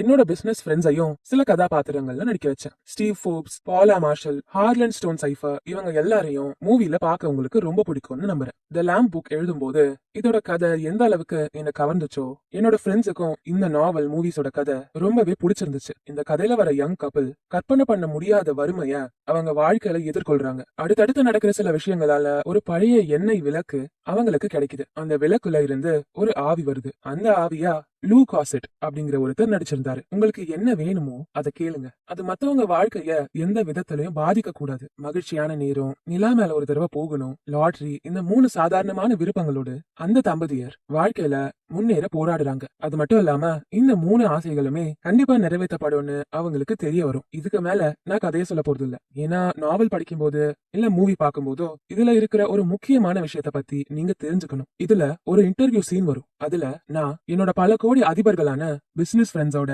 மணி, லைஃப், சக்சஸ் பத்தி டிஸ்கஸ் பண்ணிருப்பேன். உங்களுக்கு இது ரொம்ப இன்ஃபர்மேட்டிவா யூஸ்ஃபுல்லா இருக்கும்னு நான் நம்புறேன். பல கோடீஸ்வரர்களை சந்திச்சு அவங்களோட உரையாடிய இந்த நிகழ்ச்சி மூலமா நான் கத்துக்கிட்ட ஒரு விஷயம், மில்லியனர்ஸ் எல்லாரும் பணத்து மேல அவ்வளவு ஆர்வம் காட்டுறது இல்ல அப்படிங்கிறதுதான். பின்னாடி வர பகுதியில நாம இத பத்தி ரொம்ப விரிவா பார்ப்போம். ஆனா உண்மை என்னன்னா மாச சேலரி வாங்குற சாதாரண மக்களும் பணத்தை சாதாரணமா தான் நினைக்கிறாங்க. பொதுவா மில்லியனர்ஸ் எல்லாரும் சர்வீஸ், வேல்யூ கிரியேஷன், இனோவேஷன் மேலதான் அதிகமா போக்கஸ் பண்ணுவாங்க. ஒரு லெவல ரீச் பண்ணதும் அவங்களுக்கு பணத்து மேல இருக்கிற ஆர்வம் குறைஞ்சிடும். இந்த மென்டல் சேஞ்ச் ரொம்பவே முக்கியம். நீங்களும் உங்க மைண்ட் செட்டை மாத்திக்கிட்டா நீங்க மில்லியனர் ஆகும்போது இது உங்களுக்கு நார்மலா மாறிடும். உங்களோட கோடீஸ்வரர் பயணத்துல பணம் முக்கியம் இல்ல அப்படின்னு நீங்க நினைச்சா அதை தவிர உங்க வாழ்க்கை எப்படி மாறுபட்டு இருக்க போகுதுன்னு நீங்க தான் முடிவு பண்ணணும். வேற என்ன பண்ணுவீங்க அப்படின்னு என்னோட கோடீஸ்வரர் ஃப்ரெண்ட்ஸ் கிட்ட ஒரு சிம்பிளான கொஸ்டின் கேட்டேன். அவங்க சிரிச்சுக்கிட்டு இக்னோர் பண்ணிடுவாங்க. ஏன்னா அவங்கள பொறுத்த வரைக்கும் இது தேவையில்லாத ஒரு கேள்வி. ஆனா இந்த கேள்விக்கு அதிக கவனம் செலுத்த சொன்னா பதில் அவ்வளவு சுலபமா வராது. அல்டிமேட் கிஃப்ட் அப்படிங்கிற புக்கு மூலமா, மூவி மூலமா நான் சந்திச்ச பல பேர்ல அமெரிக்கால லாட்டரி வின் பண்ண ஒருத்தரும் இருந்தாரு. அவ்வளவு பணத்தை வச்சுக்கிட்டு அவர் என்ன பண்ண போறாருன்னு எனக்குள்ள ஒரு கேள்வி இருந்துச்சு. என்னோட ஆர்கியூமெண்ட்ல இது ஒரு நல்ல பாயிண்டா இருந்தாலும் லாட்டரிய நான் எப்பவும் பரிந்துரைக்க மாட்டேன். மில்லியனர் ஆகுறதுக்கு லாட்டரி உதவும்னு நான் எப்பவுமே சஜஸ்ட் பண்ண மாட்டேன். லாட்டரியில ஜெயிச்சவங்க சில வருஷத்துக்கு அப்புறம் மறுபடியும் பணம் இல்லாம திண்டாடுறதுக்கு நிறைய வாய்ப்புகள் இருக்கு. அவங்களுக்கு லாட்டரியே கிடைக்கலன்னா அவங்க இப்போ இருக்கிற நிலைமையை அடையிறது கண்டிப்பா சாத்தியம் இல்லைன்னு புள்ளி விவரம் காட்டுது. அவங்க மைண்ட் செட்டை மாத்தவே மாத்தாம பினான்சியல் ஸ்டேட்டஸ் மட்டும் மாத்தினதுதான் இதுக்கு காரணம். எல்லா மில்லியனர் கைட், அதாவது கோடீஸ்வரர் வழிகாட்டியும் வழக்கமான முறையில உருவாக்கப்படுது. லேட்டரா கோடீஸ்வரர் ஆகும் மக்கள் பயன்படுத்துற சில மெத்தட்ஸ் பத்தி இந்த புக்ல தெரிஞ்சுக்கலாம். ஆனா அவங்களோட கோல்ஸும் டிஃபரெண்டா, யூனிக்கா இருக்கும். ஏன்னா ஆயிரக்கணக்கான மக்கள் கோடீஸ்வரரா ஆகியிருக்காங்க. கோடீஸ்வரர் ஆகணும்னா அது உங்களோட சொந்த இலக்கா இருக்கணும். இன்னொருத்தரோட கனவை இலக்கா நீங்க வச்சுக்க கூடாது. இருந்தாலும் உங்க ஃபேமிலியோ இல்ல உங்களுக்கு பிடிச்சவங்களோ உங்களோட கோடீஸ்வரர் பயணத்துல உங்களுக்கு துணையா உங்களோட தொடரணும். இவங்க தான் பிற்காலத்துல உங்களுக்காக அர்ப்பணிப்போட வேலையில ஈடுபடுவாங்க. உங்களை மோட்டிவேட் பண்ணுவாங்க. உங்க கோலை நீங்க அடைஞ்சதும் உங்களுக்காக முதல் ஆளா சந்தோஷப்படுவாங்க. உங்க இலக்கை உருவாக்கும் போதே பணம் முக்கியம் இல்லைன்னா வேற என்ன செய்யணும் அப்படின்னு உங்களை நீங்களே கேள்வி கேளுங்க. இந்த கேள்விய கூட வரப்போறவங்க கிட்டையும் உங்க ஃபேமிலி கிட்டையும் கேளுங்க. நான் ஸ்டூடெண்டா இருக்கும்போது என்னோட கண் பார்வையை வேகமா இழந்துட்டு இருந்த நிலையில என்னோட மில்லியனர் ஃப்ரெண்டான பிராக்ஸ்டன் எனக்கு ட்ரைனிங் கொடுத்தாரு. ஒவ்வொரு ட்ரைனிங்கோட முடிவுலையும் அவர் எனக்கு ஒரு புக் கொடுத்தாரு. நான் ஒரு ஸ்டூடெண்ட் அப்படிங்கறதையும் எனக்கு படிக்க நிறைய இருக்கும் அப்படிங்கறதையும் அப்ப அவர் புரிஞ்சுக்கல. கண் பார்வையை வேகமா இழந்ததால என்னால அவர் கொடுத்த புக்ஸ் எல்லாத்தையும் படிக்க முடியல. கிறிஸ்டலும் நானும் சேர்ந்துதான் அவரோட புக்ஸ் படிச்சோம். அவர் கொடுத்த அந்த புக்ஸ் தான் வாழ்க்கை முழுக்க புத்தகம் படிக்கணும் அப்படிங்கிற ஆர்வத்தை எனக்குள்ள தூண்டுச்சு. என்னோட ஃப்ரெண்டும் கொலீகுமான ஜிக் ஜிக்லர் வறுமையில இருக்கிறவங்க கிட்ட பெரிய டிவியும் சின்ன லைப்ரரியும் இருக்கு, பணக்காரங்க கிட்ட சின்ன டிவியும் பெரிய லைப்ரரியும் இருக்கு அப்படின்னு அடிக்கடி சொல்லிட்டு இருப்பாரு. என்னோட ஃப்ரெண்டும் கொலீகுமான ஜிக் ஜிக்லருக்கு அன்போட மரியாதையோட நான் ஒண்ணு சொல்றேன். கோடீஸ்வரர்களால பெரிய லைப்ரரியும் வச்சுக்க முடியும், விருப்பப்பட்டா பெரிய டிவியையும் வாங்க முடியும். முடியும். மில்லியனரா இருந்தா இதெல்லாம் இருக்கணும்னு அவசியம் இல்ல. இது எல்லாமே கிடைக்கிற வாய்ப்புகள் பொறுத்துதான் அமையும். ஒரு நாள் ரேடியோல ஒருத்தர் என்னோட பர்ஸ் வெங்காயம் மாதிரி திறந்து பார்த்தா கண்ணீர் வரும்னு சொன்னாரு. இந்த ஜோக்க பல பேர் கேட்டிருப்பாங்க. இந்த கமெண்ட நான் ரிலேட் பண்ண போறேன். அவங்களோட பர்ஸ்ல செத்து போன ஒருத்தரோட உருவத்தை வச்ச பணத்தாள்கள் நிரம்பி இருக்கணும் அப்படிங்கிறதுக்காக இல்ல. அவர் சொன்ன அந்த ஜோக்க மக்கள் அவங்க வாழ்க்கையோட தொடர்பு படுத்திக்கணுங்கிறதுக்காக தான். மிஸ்டர் பிராக்ஸ்டனும் அவர் கொடுத்த புக்ஸும் எனக்கு சில பொருளாதார இலக்குகள் வேணும்னு நான் புரிஞ்சுக்க உதவுச்சு. செலவு பண்றது இன்வெஸ்ட் பண்றது மட்டும் கோடீஸ்வரரோட இலக்கு இல்லன்னு அவர் உறுதியா சொன்னாரு. ஹோட்டல்ல தங்கி படிக்கிற ஒரு ஸ்டூடெண்டா என்னோட முதல் கோல் ஒரு பேலஸ் வாங்கணும் அப்படின்னு தான் இருந்துச்சு. ஆனா என்னால இதை அடைய முடியாதுன்னு எனக்கு தோணுச்சு. அதனால எனக்காக ரெண்டாவதா ஒரு கோல் வச்சுக்கிட்டேன். ஒரு லக்ஸூரியஸ் கார் வாங்கணும் அப்படிங்கிறது தான் என்னோட ரெண்டாவது கோலா இருந்துச்சு. இது எனக்கு பொருத்தமா இருக்கும்னு தோணுச்சு. ஏன்னா அந்த சமயத்துலதான் ஒரு 10 இயர்ஸ் பாண்டியாக் காரை நான் பார்த்தேன். அந்த காரை நான் கிரீன் டாக் அப்படின்னு கூப்பிடுவேன். ஒரு கிரீன் கலர் காரையோ இல்ல 10 இயர் பாண்டியாக் காரையோ யாராவது ஓட்டிட்டு போனா அவங்கள நான் குறை சொல்ல மாட்டேன். எந்த டாகையும் துன்புறுத்த மாட்டேன். நான் நினைச்ச கனவை அடையும் போது எனக்கு இந்த கிரீன் டாக் கூட நினைவுக்கு வராது. என்னோட கார் எக்ஸாக்டா கிரீன் கலர்ல இல்ல. என்னோட இந்த 2 டன் மாடல் கார் கிரீன் அப்புறம் ரஸ்டி கலர் கலந்து இருந்தது. ஸ்டோரேஜ் டேங்க் எப்பவும் ஒழுகிட்டே இருக்கும். நிறுத்துறதுக்கு ரொம்ப கஷ்டமா இருக்கும். ஸ்டோரேஜ் டேங்க்ல ஓட்ட போட்டு தண்ணி வடிய வச்சேன். நான் காலேஜ்ல படிக்கும் போது வெயிட் லிஃப்டரா ஒலிம்பிக்ல பார்ட்டிசிபேட் பண்ண ட்ரைனிங் எடுத்துட்டு இருந்தேன். எங்க யூனிவர்சிட்டியில ஸ்போர்ட்ஸ் டீம் இருந்துச்சு. பாம் த்ரோவிங்க்கும் டிஸ்கஸ் த்ரோவிங்க்கும் ஆள் இல்லைன்னு கோச் என்ன அந்த கேமுக்கு செலக்ட் பண்ணாரு. எனக்கு எக்ஸ்பீரியன்ஸ் இருக்கான்னு கூட அவரு கேட்கல. ஆனா ஒரு வெயிட் லிஃப்டரை வச்சு ஸ்டார்ட் பண்ணா சரியா இருக்கும்னு அவரு நினைச்சாரு. நான் பாம த்ரோ பண்ணத பார்த்ததுமே எனக்கு இதுல பெரிய ஃபியூச்சர் இருக்குன்னு அவரு நினைச்சாரு. உடனே நானும் அந்த டீம்ல ஜாயின் பண்ணிட்டேன். 16 பவுண்ட் பாம் வச்சு கிறிஸ்டல் எனக்கு தினமும் ட்ரைனிங் கொடுத்தாங்க. அந்த பாம் என்னோட அந்த கிரீன் டாக் காரோட டேங்க நொறுக்கிடுச்சு. என்கிட்ட இருந்த துருப்பிடிச்ச ஒழுகிட்டு இருந்த 10 இயர்ஸ் கிரீன் டாக் செத்து போச்சு. நான் கோடீஸ்வரர் ஆனதும் அதே மாதிரி கார் இருக்கான்னு தேடி அலைஞ்சேன். பல இடத்துல தேடி அலைஞ்சதும் 2 காலேஜ் ஸ்டூடெண்ட்ஸ் கிட்ட பழைய துருப்பிடிச்ச கிரீன் கலர் கார் இருக்கிறத நாங்க கேள்விப்பட்டோம். அவங்க கொடுத்த மோசமான கருத்துக்கள் எங்களை மோட்டிவேட் பண்ணுச்சு. ஷார்ட் பீரியட்ல நானும் கிறிஸ்டலும் எங்களோட ட்ரீம் மெர்சிடிஸ் காரை வாங்க பணம் கட்ட இந்த பழைய துருப்பிடிச்ச கார்ல போனது இனிமையான அனுபவத்தை கொடுத்துச்சுன்னே சொல்லலாம். கார் டீலர்ஸ் இந்த காரை பாதி விலைக்கு எடுத்துக்கல. அதனால பக்கத்துல இருந்த சேரிட்டிக்கு இந்த காரை கொடுத்துட்டோம். அடிக்கடி அந்த கிரீன் காரை பத்தி நினைச்சு பார்ப்போம். எங்களோட கோடீஸ்வரர் பயணத்துல இருந்த ஆரம்ப நிலைய நினைவுபடுத்திக்கிறதுக்காக. மெர்சிடிஸ் கார் எங்களுக்கு ரொம்பவே பிடிச்சிருந்துச்சு. உங்களுக்கு மெர்சிடிஸ் கார் பிடிக்கலாம், பிடிக்காமலும் போகலாம். ஆனா நான் முன்னாடியே சொன்ன மாதிரி கோடீஸ்வரராவது குறிப்பிட்ட எதை பத்தியும் கிடையாது. வாய்ப்புகளை பொறுத்துதான் அமையும். நான் மறுபடியும் வேற ஒரு மெர்சிடிஸ் காரை வாங்க நினைச்சப்போ கார் டீலர்ஸ் எனக்கு ரோல்ஸ் ராய்ஸ் காரை காட்டுனாங்க. அந்த பச்சை காருக்கு பதிலா மெர்சிடிஸ் பயன்படுத்தும் போது சந்தோஷமாவே இருந்துச்சு. அப்புறம் ரோல்ஸ் ராய்ஸ பார்த்தோம். அதுவும் அற்புதமா இருந்துச்சு. ஆனா அது 3 மடங்கு விலை அதிகம். என்னால அதுக்கு பே பண்ண முடியும்னாலும் எங்களுக்கு மெர்சிடிஸே பெஸ்டா தான் இருக்குன்னு தோணுச்சு. இதுதான் உங்களோட இலக்காவும் இருக்கணும். மத்தவங்க என்ன நினைச்சாலும் அதை ஒரு பொருட்டா நீங்க மதிக்க கூடாது. ரீசெண்டா நான் வாரன் பஃபெட் பத்தி ஷோ ஒன்னு பார்த்தேன். சிறந்த இன்வெஸ்டர் எக்கனாமிஸ்டான பஃபெட்ட இன்டர்வியூ பண்ண இந்த ஷோவோட ஹோஸ்ட் நியூயார்க்ல இருந்து உமாஹா வந்து அவரோட ஒரு நாள் ஸ்பெண்ட் பண்ணி இந்த ஷோவை பண்ணாங்க. வாரன் பஃபெட் ஏர்போர்ட்டுக்கு அவரே வந்து அந்த ஷோவோட ஹோஸ்ட பிக் பண்ணாரு. அந்த ஹோஸ்ட் வாரன் பஃபெட்ட பார்த்து நீங்க ஏன் இந்த 3 இயர் ஓல்ட் காரை ஓட்டிட்டு வந்தீங்க அப்படின்னு பஃபெட்ட பார்த்து கேட்டாங்க. அதுக்கு பஃபெட் நான் எதையும் வாங்கவோ ஓட்டவோ ஆசைப்பட மாட்டேன், உங்களை இம்ப்ரெஸ் பண்ணதான் செஞ்சேன் அப்படின்னு சொன்னாரு. உமாஹால ஒரு லெக்சர் அட்டென்ட் பண்றதுக்காக போகும்போது ஒரு நாள் ஈவினிங் பஃபெட்டோட வீட்டுக்கு போயிருந்தேன். நான் ட்ரியம் டவர்ல ஸ்டே பண்ணேன். ஃபோர்ப்ஸ் பில்டிங்ல நடந்த கூட்டத்துல கலந்துகிட்டேன். ஆனா பஃபெட் கார்ஸ் பில்டிங்ஸ் மேல ஆர்வம் காட்டாம ப்ரொமோட்டர்ஸ ஃபோக்கஸ் பண்ணாரு. ஹிஸ்டரியிலேயே சிறந்த பிலாந்திராபிஸ்ட் ஆகணும்ன்றது மிஸ்டர் பஃபெட்டோட கோடீஸ்வரர் இலக்குல இதுவும் ஒண்ணுன்னு நியூஸ் மூலமா தெரிஞ்சுக்கிட்டேன். நீங்க கோடீஸ்வரர்னு ஒவ்வொருத்தரையும் நம்ப வைக்கணும்னு முயற்சி பண்றதுதான் உங்களை கோடீஸ்வரர் ஆக விடாம தடுக்குது. கால்நடைகளை பராமரிக்கும் நாட்டின் மத்திய பகுதியான ஓக்லஹோமால நான் இருக்கேன். ஜான் ட்ரவோல்டா அர்பன் கவுபாய்னு ஒரு மூவியை ரிலீஸ் பண்ணாரு. இந்த மூவி ரிலீஸ் ஆனதுக்கு அப்புறமா western dresses cowboy dress collect பண்ற பழக்கம் ஆரம்பிச்சது. சில $100 கொடுத்தாலே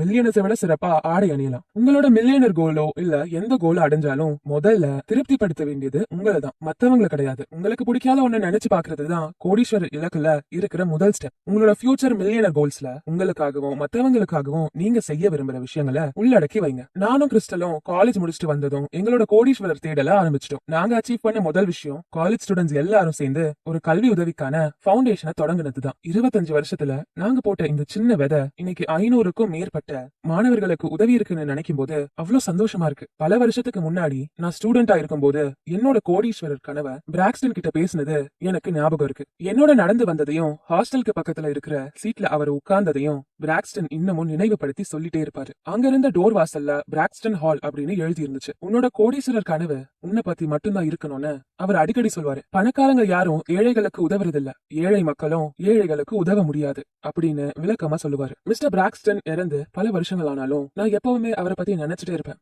அவர் தொடங்கி வச்ச கோடீஸ்வரர் பயணத்தை இன்னமும் தொடர்ந்துட்டு இருக்கிறதால அவர் என் கூடவே இருக்கிற மாதிரி தான் நான் உணர்வேன். பிராக்ஸ்டன் ஹாலுக்கு முன்னாடி இருக்கிற அதே சேர்ல உட்காந்து நான் சாதிச்சதை எல்லாம் அவர்கிட்ட சொல்லணும்னு ஆசைப்படுறேன். அவரோட பேச இன்னைக்கு எனக்கு வாய்ப்பு கிடைச்சிருந்தா அவர்கிட்ட என்னோட ஸ்டோவல காட்டியிருப்பேன். கோடீஸ்வரர் ஆகுறதுன்னா நாம ஆசைப்பட்ட எல்லாத்தையும் அடையிறது இல்ல, அது நாம செய்ய வேண்டியது அப்புறம் நாம கொடுக்க வேண்டியதை பொறுத்துதான் அமையும். நான் $100 கிஃப்ட் கொடுக்குறேன். அவங்க படிக்கணும்னு நான் நினைக்கிற புக்க படிக்க வைக்க அவங்களுக்கு $100 தருவேன். திங்க் அண்ட் க்ரோ ரிச் புக்க படிக்கிறதுக்காகவே ஸ்டூடெண்ட்ஸ் $100 வாங்குறாங்க. அந்த கிஃப்ட்ஸ் எல்லாத்தையும் பிராங்க்லின் கிஃப்ட்ஸ் அப்படின்னு சொல்லுவேன். ஏன்னா $100 நோட்ல பென் பிராங்க்லின் படம் இருக்கும். யூசுவலா நம்ம டாலர் நோட்ல இருக்கிற அரசியல்வாதி இல்ல பிராங்க்லின். இவங்க ஒரு inventor, publisher, entrepreneur, self mat millionaire. பல எம்ப்ளாயிஸுக்கும் மெய்ட்ஸுக்கும் நான் என்னோட பிராங்க்லின் கிஃப்ட்ஸ் கொடுத்திருக்கேன். ஹோட்டல்ல வேலை பார்க்கிற விமனுக்கும் சிறப்பான பணியாளர்களுக்கும் நான் $100 கொடுத்திருக்கேன். இதெல்லாம் நான் ஒரு கோடீஸ்வரர் அப்படின்னு காட்டிக்கிறதுக்காக இல்ல, அவங்களோட மதிப்பு பத்தி அவங்க தெரிஞ்சுக்கணும், அவங்களோட செல்ஃப் வொர்த்தை காட்டணும் அப்படிங்கிறதுக்காக தான். உங்களோட கோடீஸ்வரர் இலக்க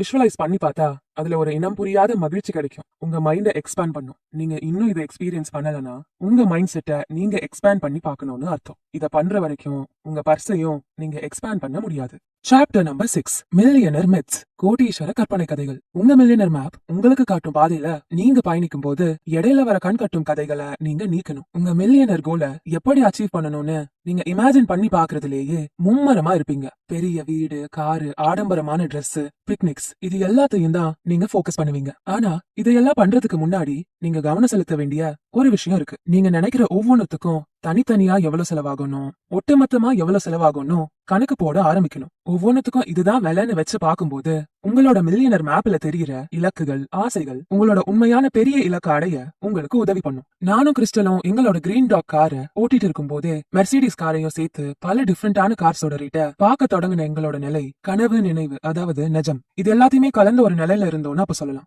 கோல் நம்பர் அப்படின்னா நீங்க செய்ய விரும்புற, கொடுக்க விரும்புற, உங்க வாழ்க்கையை நடத்த தேவைப்படுற பொருள்களை உருவாக்குறதுக்காக உங்களுக்கு தேவைப்படும் பணத்தோட எண்ணிக்கை. இதுதான் கோல் நம்பர். இந்த நிலையில தான் நீங்க பணத்துக்காக உழைக்கிறத விட உங்க பணம் உங்களுக்காக உழைக்க தொடங்குது. இப்படி நம்ம பணம் நமக்காக உழைக்கிறதால ஒரு மிகப்பெரிய பலன் இருக்கு. அது என்னன்னா, ஒரு வாரத்துக்கு சராசரியா 60ல இருந்து 70 மணி நேரம் என்னால ஒர்க் பண்ண முடியும்னு வச்சுக்கலாம். ஆனா என்னோட பணம் எனக்காக உழைக்க ஆரம்பிச்சதுல இருந்து என்னால 24 மணி நேரமும் முழுசா ஒர்க் பண்ண முடியுது. உங்க வாழ்க்கை முழுசும் உங்களோட கோல் நம்பர் மாறிக்கிட்டே இருக்கும். ஆனா நம்பர் எதுவா இருந்தாலும் அத உங்க மனசுல நீங்க ஞாபகம் வச்சுட்டே இருக்கணும். பினான்சியலா நீங்க எந்த இடத்துல இருக்கீங்கன்றத தீர்மானிச்ச மாதிரி நீங்க எங்க போக விரும்புறீங்க, அதாவது உங்க டெஸ்டினேஷன் என்னங்கிறதையும் தீர்மானிக்கணும். கோல் நம்பர் உங்க மேப்ல இருக்கிற இந்த 2 புள்ளிகளுக்கு நடுவுல எவ்வளவு தூரம் இருக்குன்னு கணக்கு பண்ணி சொல்லும். இப்படி பண்றதால நீங்க பினான்சியலா இன்னும் லோ ஸ்டேட்ல இருந்தாலும் ஒரு கோடீஸ்வரரா உணர தொடங்குவீங்க. இதனால உங்க கோல்ஸ், ட்ரீம்ஸுக்கு ஒரு உருவம் கிடைச்சு உங்க கவனத்துக்கு வந்து ஒரு நிலையான இலக்கா அது உருமாறும். அது மட்டும் இல்லாம